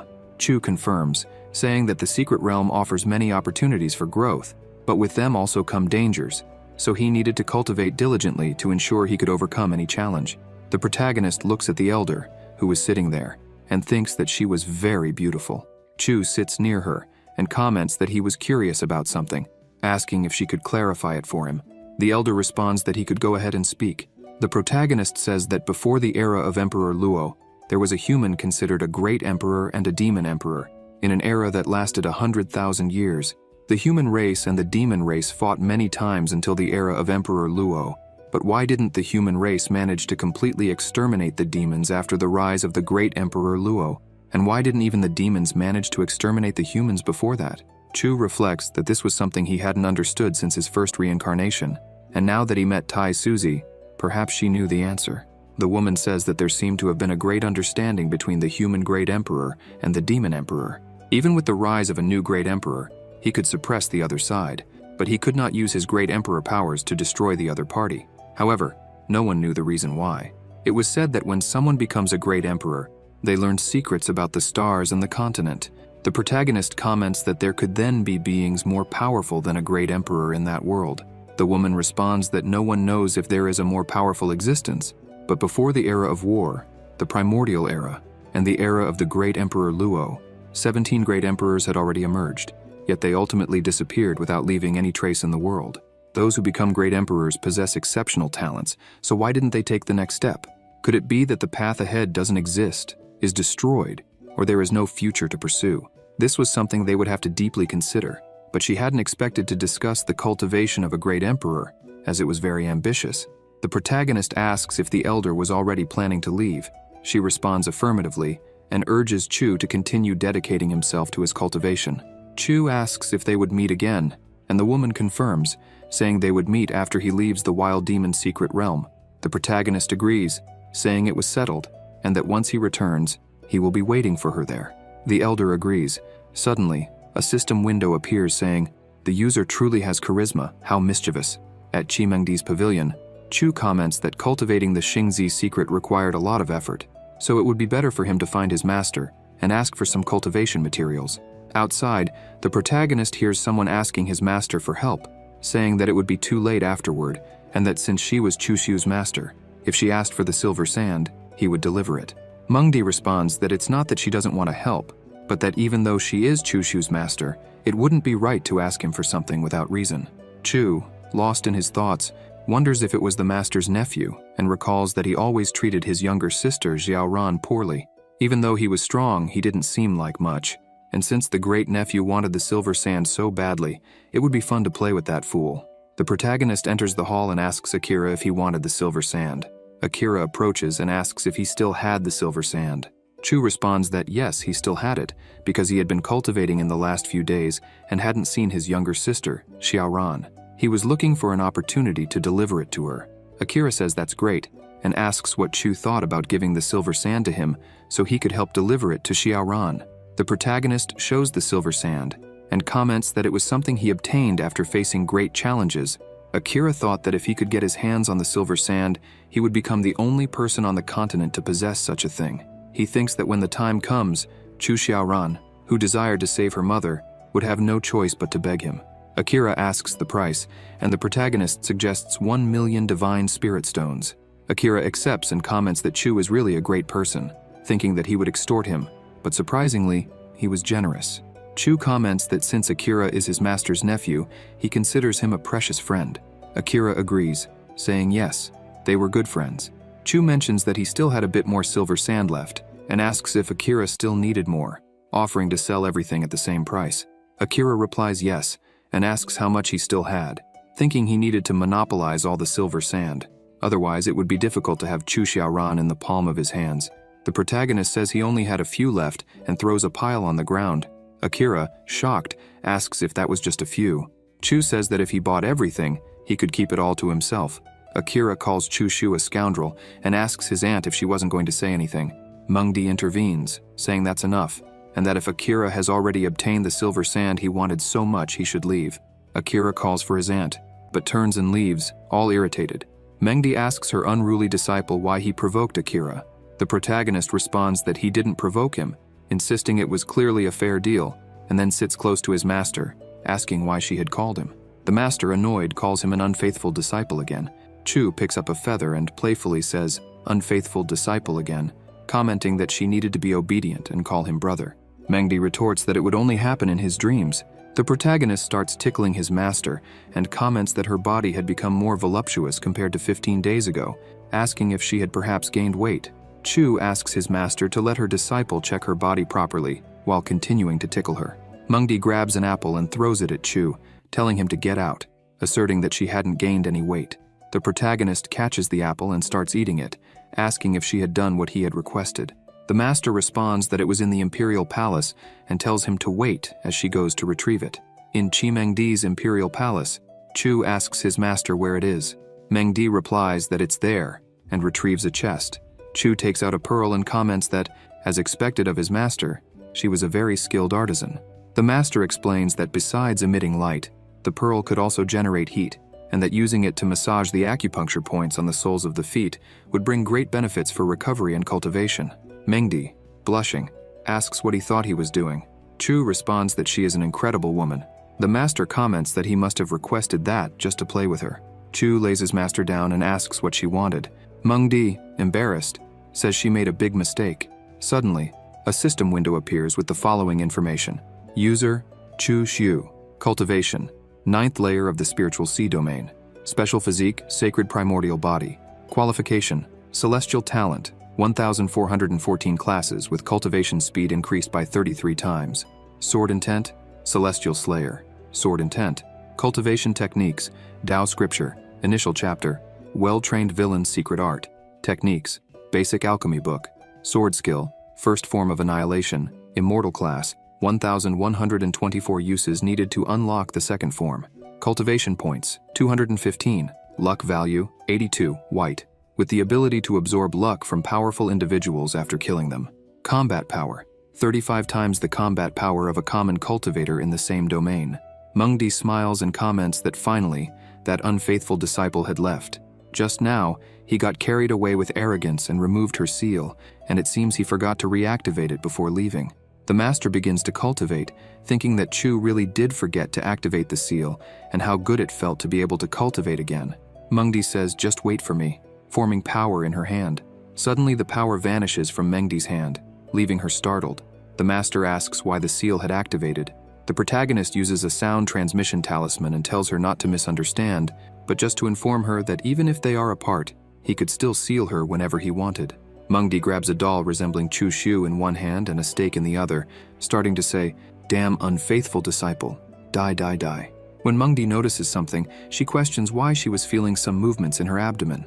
7 days later, in front of the portal to the wild demon secret realm, several cultivators were waiting for the secret realm to open. Tai Suzy explained that the secret realm would remain open for 30 days, and at the end of that period, everyone should gather at the initial teleportation point, or they would be trapped for several decades until it opened again. She also mentioned that after leaving the secret realm, everyone would have to contribute a portion of the gains obtained, with rankings based on these contributions. The 10 disciples who contributed the most would receive corresponding rewards. The protagonist thought that regardless of the rankings and rewards, he only wanted to get the monster baby fruit that was in the secret realm. Suzy instructed the cultivators to wait until the teleportation array was activated. After that, they could enter the secret realm. Amid the cultivators, Ye Fan appeared, calling out to Chu Shu and asking if he was also going to enter the secret realm. The protagonist replied that he was, just like Ye Fan. Ye Fan thought that venturing with Chu, who was destined to be the protagonist, meant the journey would be anything but peaceful. Chu asked what Ye Fan was thinking about and if something was wrong, to which Ye Fan responded that it was nothing and suggested they go, as the secret realm was about to open. The protagonist agreed and started walking, while Ye Fan, with a look of disdain, watched Chu's back. Suddenly, a sound transmission instructed Ye Fan that once inside the secret realm, at the first opportunity, he must eliminate Chu Shu and leave no evidence. It would be better if Chu died in the secret realm because, once it closed, no one would care. And even if the master of the Holy Land used time regression, no one would know what happened. In an ancient forest, atop a millennial tree, a woman was seated, giving instructions to Ye Fan through the sound transmission. The woman's name was Liu Shui, master of the Sword Sky Peak. She thought of Qi Mengdi and remarked that she had arranged for several disciples to eliminate Mengdi's beloved disciple once he entered the secret realm. Liu Shui reflected that Mengdi shouldn't blame her for being cruel. After all, it was Mengdi's fault for allowing her disciple to become as treacherous as she was. In the distance, Liu Shui saw 2 cultivators flying on a flying boat. One was Zhan Lingyun, the heir disciple of Sword Sky Peak. The other was Xiao Yifeng, the second disciple of Rising Sky Peak. Lingyun told Yifeng that as the elder brother on the peak, he was supposed to be a brother to Chu Shu. He questioned whether it was really a good thing to do that, and whether Yifeng didn't fear provoking the wrath of the master of Rising Sky Peak after Chu Shu's death, given that he was the current genius of the peak and a candidate for the sacred sun. Yifeng replied that a dead genius isn't considered a genius, and the greatest kindness is to be killed by a brother. Besides, Chu Shu was causing too many problems for everyone, so eliminating him as soon as possible was the right choice. Liu Shui thought she wasn't the only one who wanted to eliminate Chu Shu, and agreed with them because Qi Mengdi wasn't a good person, and neither was her disciple. The protagonist was waiting for the secret realm to open when Yao and Xiaoran called out to Chu Shu. Yao asked Xiaoran why she was there too, and Xiaoran replied that, of course, it was to wish her elder brother Chu good luck. Chu, in a playful tone, asked if by any chance the 2 lovely younger sisters had important matters to resolve. Suddenly, a system window appeared stating, "The user has a lot of luck in love, perhaps on the path to becoming the true king of a harem." Tao Yao handed a sword to Chu and said it was the sovereign dragon sword that he had asked her to find, and fortunately, she had found it in the past few days. So she rushed to deliver it, hoping it would be useful. Suddenly, a system window appeared with the description of the sovereign dragon sword. Category: heavy sword. Class: earthly. Function: infused with true qi or spiritual energy, can increase cutting damage. Description: this sword was created from the spine of an ancient beast, the Azure Dragon. It is resilient and heavy, a weapon with dominant power. However, if the person wielding it does not have sufficient strength, it could cause damage to the meridians. Chu took the sovereign dragon sword and tested its aura, saying the sword was excellent, thanking Tao Yao, who responded that she was glad to have pleased her elder brother. The girl told Chu to be extremely careful after entering the secret realm because, since the secret realm opened only once every few decades, it was likely full of wild and ancient demon beasts. She also advised him not to take unnecessary risks. Chu patted Yao's head and thanked his younger sister for her concern, assuring her that he would be very careful. The girl, relieved, said that now she wouldn't have to worry. Chu then turns to Xiaoran and asks what she had come to do. Xiaoran replies that she had found some materials for setting up arrays, which could be very useful inside the secret realm. The protagonist thanks Xiaoran and comments that she was very kind. Xiaoran in turn thanks Chu and says that thanks to the silver sand he gave her, her mother had awakened. She asks if when he returns, he could come to her house for some tea, as her mother wanted to thank him personally. The protagonist responds that she is indeed very kind and that after he returns, he will definitely visit her and bring a gift for her mother. The portal to the secret realm opens, and Tai Suzy announces to the cultivators that the teleportation array was activated and the disciples who had earned the right to enter should prepare themselves, The protagonist tells the younger sisters that he is leaving and bids them farewell. Yao comments that Chu was really in a hurry, since she hadn't even finished speaking.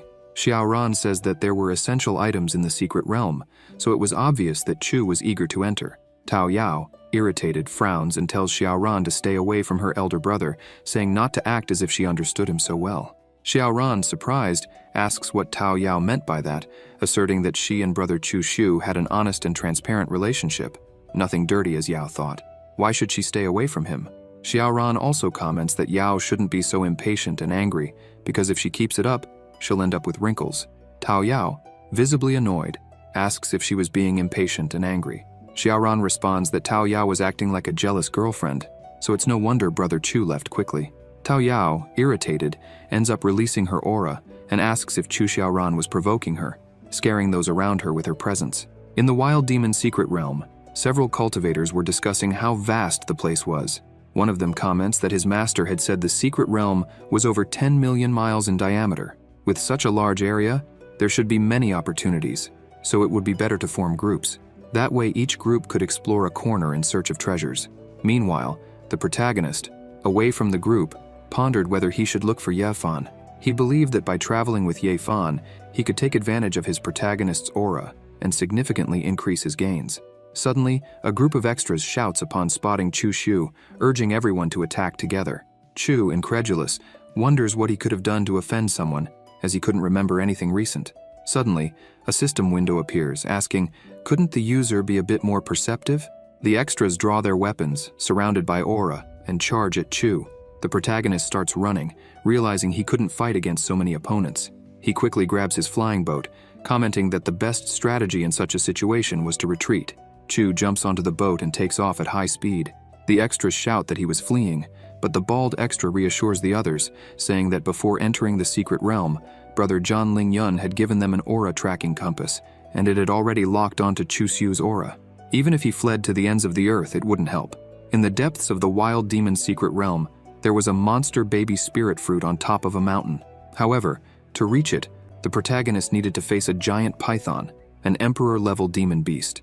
The python opens its mouth to attack Chu, but he activates the Xingzi secret and charges at the giant python, easily cutting off its head and defeating it. Suddenly, the dead snake begins to transform into a black flower. Then, a system window appears asking if he would like to exchange it for cultivation points.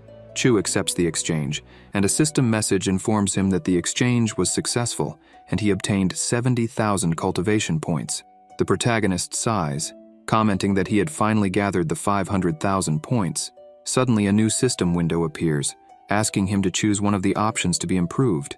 Celestial Slayer Sword Intent, Dao Scripture, First Form of Annihilation, Sword Skill, Xingzi Secret, or the Basic Alchemy Book. Due to Chu's unique constitution, his innate talent was enhanced, and his understanding of the Xingzi Secret deepened, granting him new insights and greater comprehension. He remarks that he successfully improved the Xingzi Secret technique and decides that it's time to retrieve the monster baby spirit fruit. Chu ascends the mountain with his flying boat to where the fruit was located. Upon observing the color of the fruit, he realizes that it hasn't ripened yet. A new system window appears, informing him that his luck is too low and that the monster baby spirit fruit has not ripened. Despite having fought a great battle against the giant python, the fruit still hadn't matured, which he considers a great misfortune.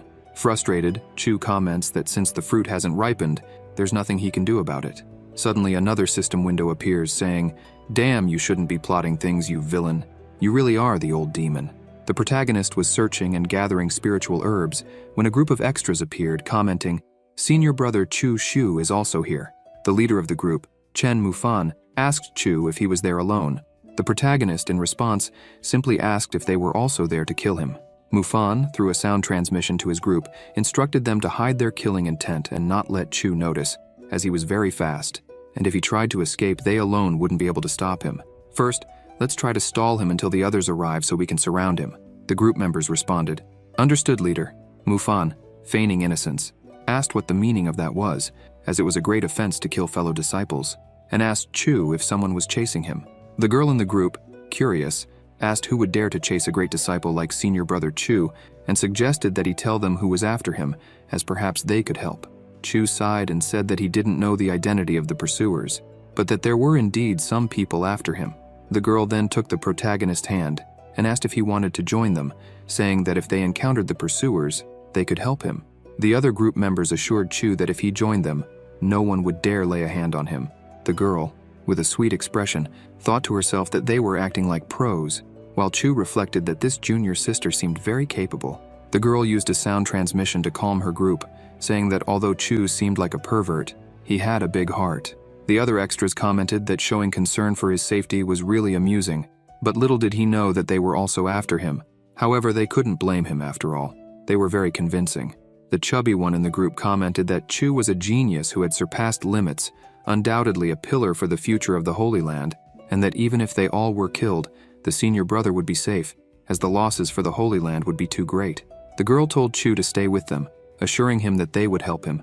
The protagonist, touched, responded that he was deeply moved by everyone and that, since that was the case, he would agree to join them. The girl hugged Chu, trying to seduce him, and assured him that he didn't need to worry, as they were all like a family in the Holy Land, while pressing her chest against Chu's arm. The protagonist then asked everyone to follow him and commented that he had a roasted lamb that was prepared by his junior sister Xiaoran, and that she had given it to him before he entered the secret realm. He mentioned that even if he wanted to, he couldn't eat it all by himself, but fortunately, they found him there, so they could eat together. The group of extras was left speechless. The protagonist served the girl and said that since they had met, it must be fate, so they should enjoy themselves, eat and drink until they were happy. Mufan commented that Brother Chu didn't need to be so polite. Chu began to drink the wine. The girl thought that there was no poison in the wine, and another extra commented that the wine was wonderful. The protagonist said it was excellent wine from his master's cellar, which he had taken secretly, and suggested that they eat the roasted lamb and drink plenty of alcohol, as those are the things a true man does. The extras remarked that the meat was also delicious. Chu then said that since it was good and tasty, they should have more, and if it wasn't enough, he had more in his storage ring. After the banquet, Chu calls the group together. The group of bystanders comments that Chu could speak. The protagonist mentions that Yi Feng and Ling Yun had offered so many benefits that they were willing to kill him. The group of bystanders is shocked, and Mufan asks when he had noticed, while grabbing his hammer. Chu replies that it was obvious from the moment they showed up. Mufan charges at the protagonist with his hammer and attacks him. Chu uses the Xingzi secret technique and dodges Mufan's attack with ease, telling them they'd better check their bodies. The group of bystanders notices a mark growing inside their bodies and asks if he had poisoned the wine. The protagonist responds that his poison wasn't in the wine. Suddenly, a system window appears saying, "I'm cracking up. Our poison is absolutely authentic and contains no traces. Even if you check the wine, you'll never find anything." Chu asks the bystanders if they want to stay alive, as he could give them a chance. Mufan asks Chu what they should do. The protagonist throws a scroll with instructions to the group and tells them to follow the directions he had given. He had a bottle with 10 antidote pills that would keep them alive for 3 days, and after they completed the task, he would remove the poison. A girl, incredulous, asks how they could be sure he would remove the poison. The protagonist raises his hand and swears in the name of his master that if he didn't keep his word, the celestial principles could curse his master's cultivation, preventing her from making any progress. Mengdi was eating an apple when she suddenly sneezed and wondered if someone was mentioning her name. The group of bystanders says they have a deal and expect him to keep his word. Chu takes his flying boat and says he'll be waiting for good news from them. Later in the forest, several cultivators gather with their flying boats. Suddenly a man appears, asking Mufan why Chu wasn't there with him. This man was Yan Ping, a core disciple at the peak of the 9th layer of the spiritual domain. Mufan asks him to calm down, as he was about to explain. An hour earlier, they had met Chu Shu, but as soon as he saw them, he fled extremely quickly, and they couldn't catch him. Ping asks why they were summoned there, and Mufan responds that when Chu escaped, he dropped that scroll. Ping asks what it was, and Mufan explains that the scroll contained information about the location of the rare monster baby spiritual fruit, which grew in that world, and that the fruit was on top of the mountain. Yan Ping states that a spiritual item is essential for cultivation, confirming that the spiritual fruit was really there, and questions why they didn't take it for themselves, saying he didn't believe in their good intentions, and asking what they were planning. Mufan responds that the environment where the spiritual fruit grew was extremely dangerous, and even if the 5 of them went, it would be like walking to their deaths. They needed Ping's help and others, and if they managed to get the fruit, it would be great if they could share part of the achievement. Ping agrees to the deal and takes the map, saying that, since the map was obtained by Chu, It wouldn't be good if he was ahead of them, so Ping would take some people to collect the spiritual fruit. Meanwhile, Ping thought that Chun Mufan was still a child for expecting them to do the work and still share a part of it. The protagonist from a distance, sitting in a tree, observed several people arriving at the location where the spiritual fruit was. Ping instructs his group not to spread out too much, as the mist blocked divine consciousness. The girl in the group tells Ping not to worry. Yan Ping's group looks at the monster baby spiritual fruit and comments that it seemed like a fusion of a soul and a demonic fruit. They believed that if they could get that fruit, they could directly break through to the divine domain, and that even if they sold it, it would be worth 10,000 divine spiritual stones. Everyone was eager to get rich. Ping asks everyone to wait a moment because the color of the fruit wasn't right. It seemed like it hadn't ripened yet. He had seen illustrations of the spiritual fruit in ancient scrolls and knew that a ripe fruit would have a blood-red color and emit a sacred aura. If they consumed an unripe fruit, they would be overwhelmed by yin energy and die. The girl asks what they would do since their time in the sacred realm was limited and they couldn't wait for the fruit to ripen. She suggests that maybe they could take the fruit first and figure out what to do with it later. Suddenly, a red aura begins to circulate around the fruit. The girl covers her mouth and nose, realizing it was an illusory array, and wonders how it had happened. One of the bystanders behind her inhales the aura and begins to scream in pain. Driven mad, he grabs the girl by the neck, screaming that he was going to kill her because she had killed his mother, calling her a damned beast. Ping's group starts attacking each other. Some accuse others of stealing their women, while others argue about the rare treasure, causing a true massacre. Ping realizes something is wrong and asks them to stop, but the blood from the bodies on the ground begins to be absorbed by the monster baby spiritual fruit. 30 minutes later, the protagonist appears after the massacre is over. He hadn't imagined that for the monster baby spiritual fruit to ripen, it needed to absorb the life force of human beings.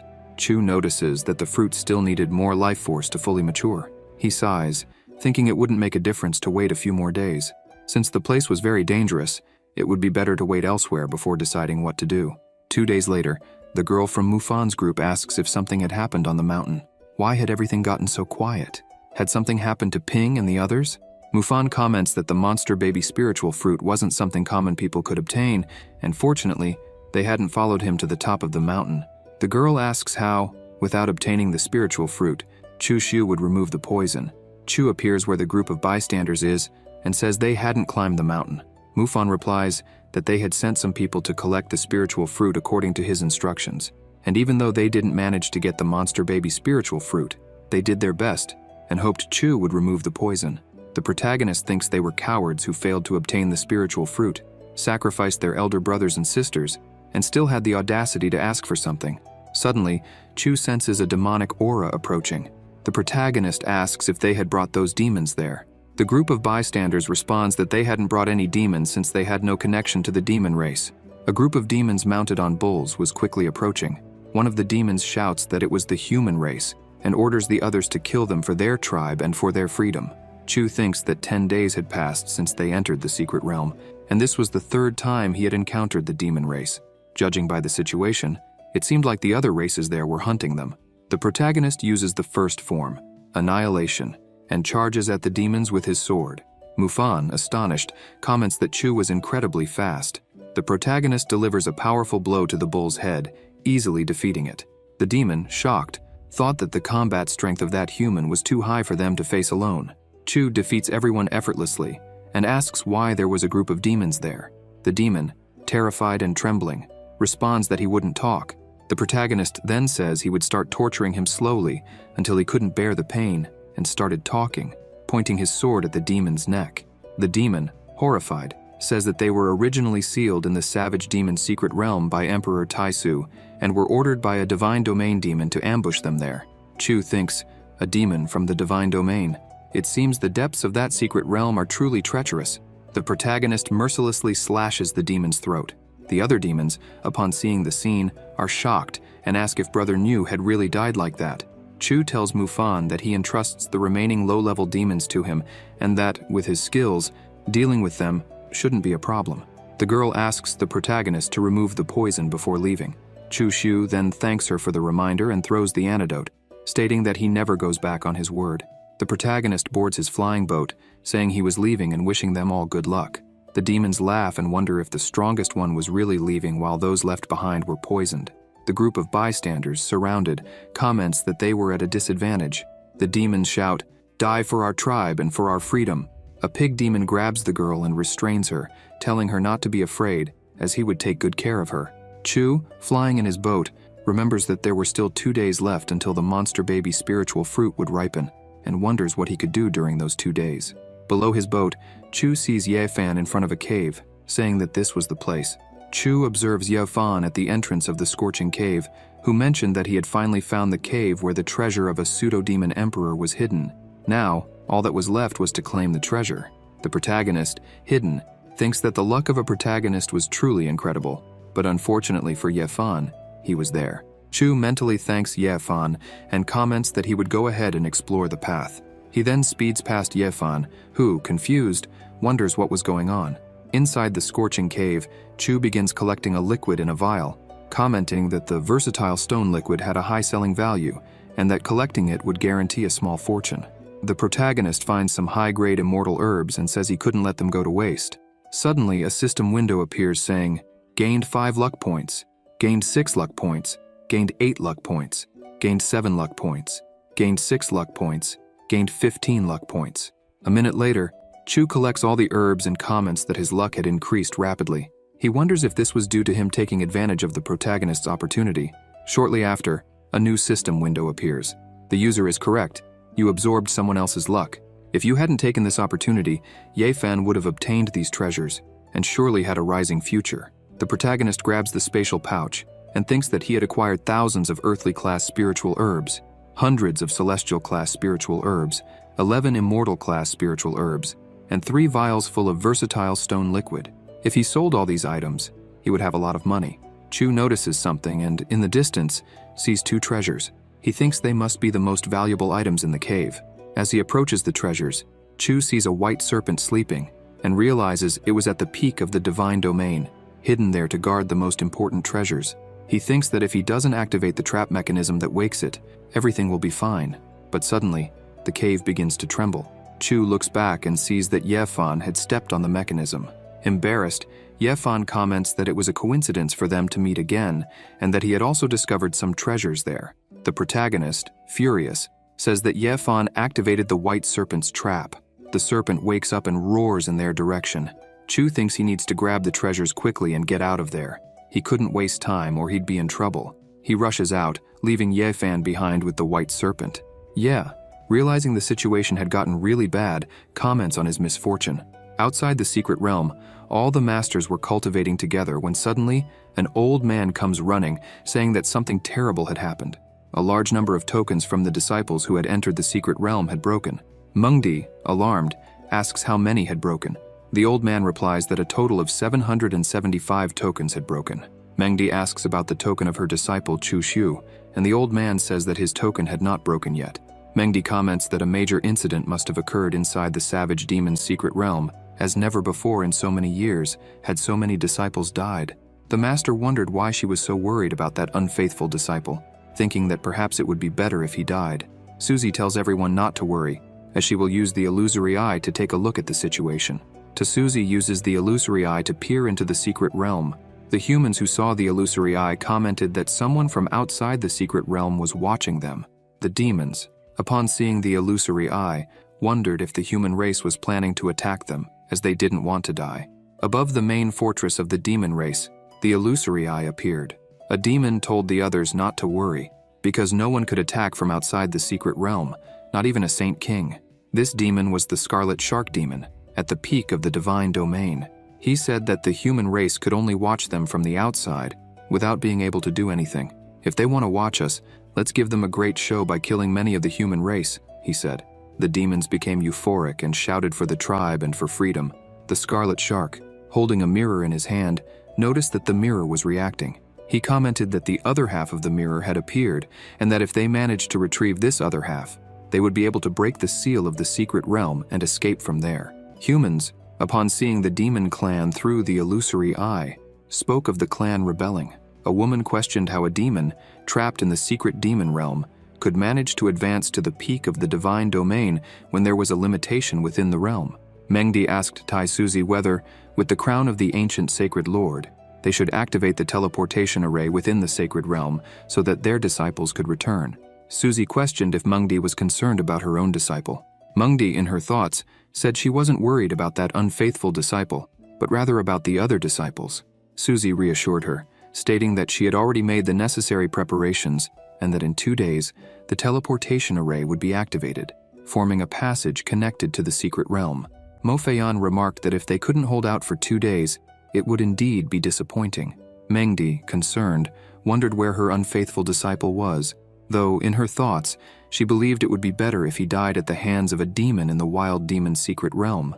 Meanwhile, a horde of demons chased after Su Rukshu, who was carrying a woman on her back. Chu, seeing the scene, thought that if he allowed someone to die when he could save them, all of his plans would be ruined, as they were being watched by the illusory eye. The protagonist drew his sword, and in his mind, told the 2 women to consider themselves lucky. He positioned himself between them and the horde of demons. Su Rukshui looked back and asked who he was. Chu responded that he was there to help with the demons. Rukshu realized he was Chu Shu, the boy rumored to have reached the top of the sacred tower, but she wondered what he could do, as he was only at the peak of the spiritual sea domain, while the weakest of the demons' clan chasing them was at the spiritual domain. The protagonist charged toward the demons with his sword enveloped by sword intent. The girl, seeing this, thought that he couldn't possibly defeat the group of demons, and that fighting in such a situation was equivalent to heading towards death. Su Rukshui shouted for Chu not to go, but suddenly, she was astonished by the sight of Chu quickly and effortlessly defeating all the demons. Shocked, she thought that Brother Chu was incredibly powerful, and it wouldn't be an exaggeration to say he was the reincarnation of the demon god. Chu asked his younger sister if she was okay. Su Rukshui thanked Chu, saying she was deeply grateful for him saving both of them. The protagonist handed her a divine-class earth mushroom, telling her to use it to heal her wounds. The girl hesitated, saying she couldn't accept it, as the mushroom was a very precious medicinal herb. Chu insisted, stating that the demon clan's rebellion situation was critical, and if she didn't recover soon, she would be in great danger. If she didn't care about her own life, she should at least think of saving her younger sister, and if she preferred, after leaving the secret realm, she could repay him for it. The girl thanked him, and promised she would definitely repay the favor. She mentioned that the outside world had probably already noticed the turmoil in the secret realm, and that they would soon activate the teleportation array so everyone could leave. Chu commented that even with the medicinal herb, it would still take time to recover, so it would be best for her to go to the plaza where the teleportation array was and wait for it to be activated. The girl asked if Chu wouldn't come along, but he replied that he wouldn't, as he still had some important matters to attend to, and from then on, they would follow separate paths. Chu, with his hand over the mirror, noticed it was resonating intensely and thought he needed to obtain the baby monster's spiritual fruit and wait for an opportunity to improve his cultivation as quickly as possible. In the plaza, Tai-Su used the illusory eye to display Chu Shu and Su Rukshui.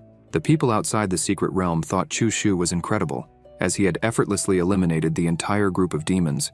Some people remarked that he didn't even hesitate to give away the divine mushroom, an extremely valuable medicinal herb, so that his younger sister could recover. He was truly someone trustworthy. Some women remarked that Brother Chu and Sister Rukshui made a beautiful couple.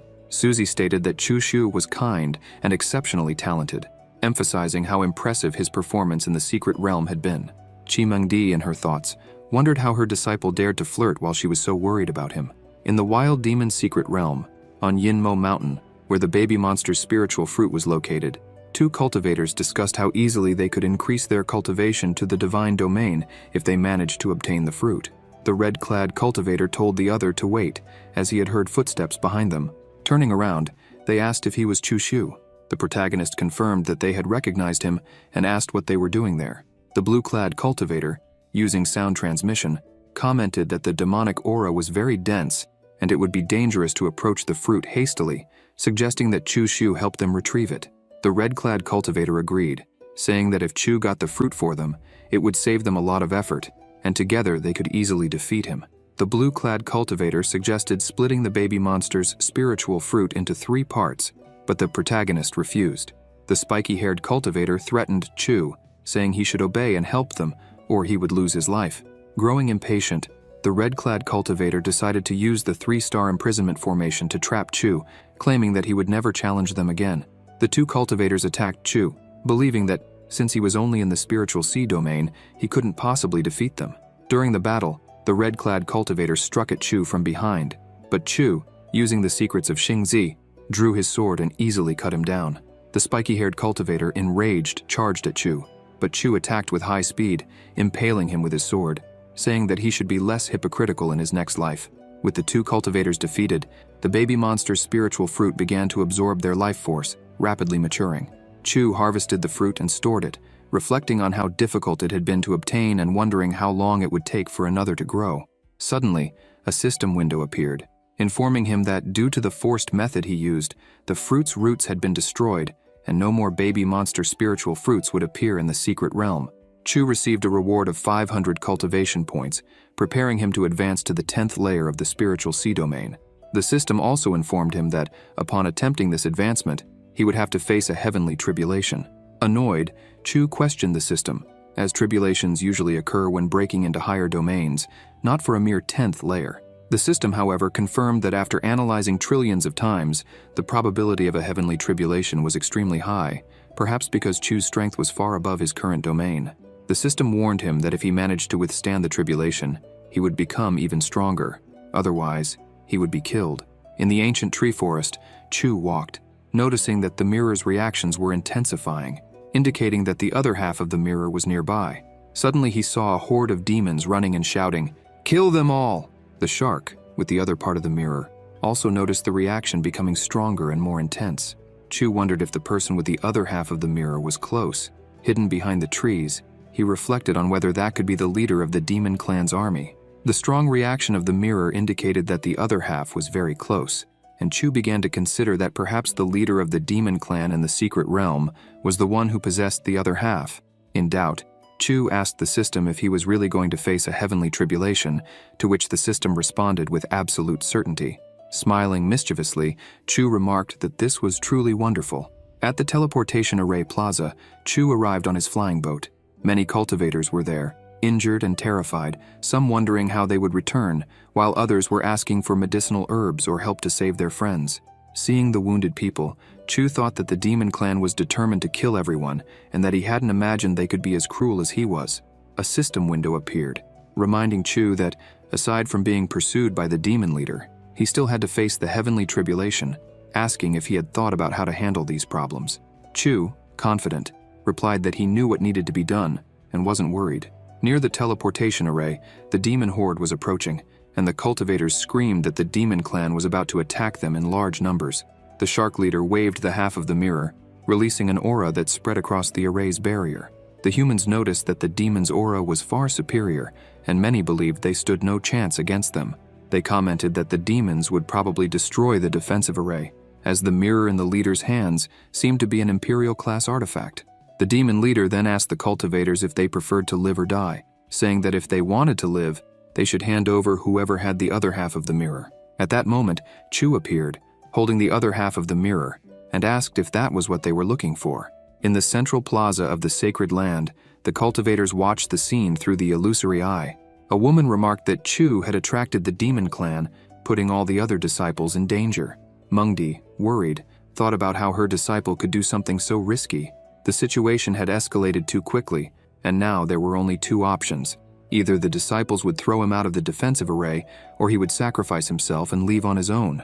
But regardless of the choice, the result would be the same, as Chu did not have enough strength to defeat the demon clan leader. Mengdi looked at Suzy and wondered if it was necessary to use the contingency plan left by the ancient emperor, even though it could cause the secret realm to collapse. Back at the teleportation plaza, one of the cultivators maliciously suggested that, since Chu was the true central disciple, he should sacrifice himself for the younger disciples. Su Ruxue, furious, asked if he really intended to sacrifice Brother Chu.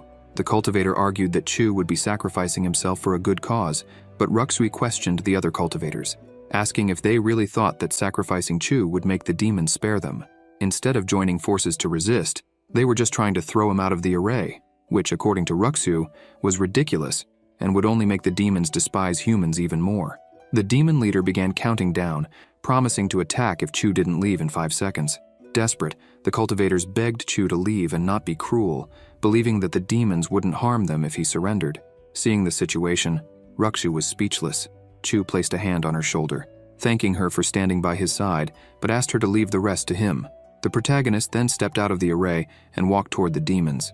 Suzy, watching from afar, asked if Chu Xiu was really going to face the demon clan alone. Mengdi, with clenched fists, wondered if this was truly Chu's choice. The demon leader remarked to Chu that he wasn't bad at all, as he was braver than the others. Chu then opened a box in front of the shark, who saw that it contained the baby monster's spiritual fruit, and asked if it had ripened. The leader, excited, ordered his subordinates to quickly take the spiritual fruit from Chu's hands. The demons surrounded Chu Xiu and charged toward him, while the shark leader promised rewards to whoever could seize the fruit. However, Chu bit into the fruit, commented that it tasted good, and asked the system to activate the Tao scripture. A system window appeared, informing him, "It has been detected that the user possesses the primordial sacred body. The Tao scripture will be activated, and 10,000 cultivation points will be consumed." Thus, 10,000 points were consumed, and the advancement process began. Your sacred body has undergone a transformation. You have reached the true peak of the spiritual sea domain and broken through to the 9th layer of the spiritual pillar domain. The heavenly tribulation is about to begin. Please prepare yourself. The window informed him that the heavenly tribulation would begin in 10 seconds. Suddenly, an aura began to form around Chu, above a lotus flower. He shouted for the demons to taste the heavenly tribulation. The tribulation then descended upon them, blasting all the demons away. If you enjoyed this video, subscribe to the channel, hit the bell icon, and like the video. Thank you.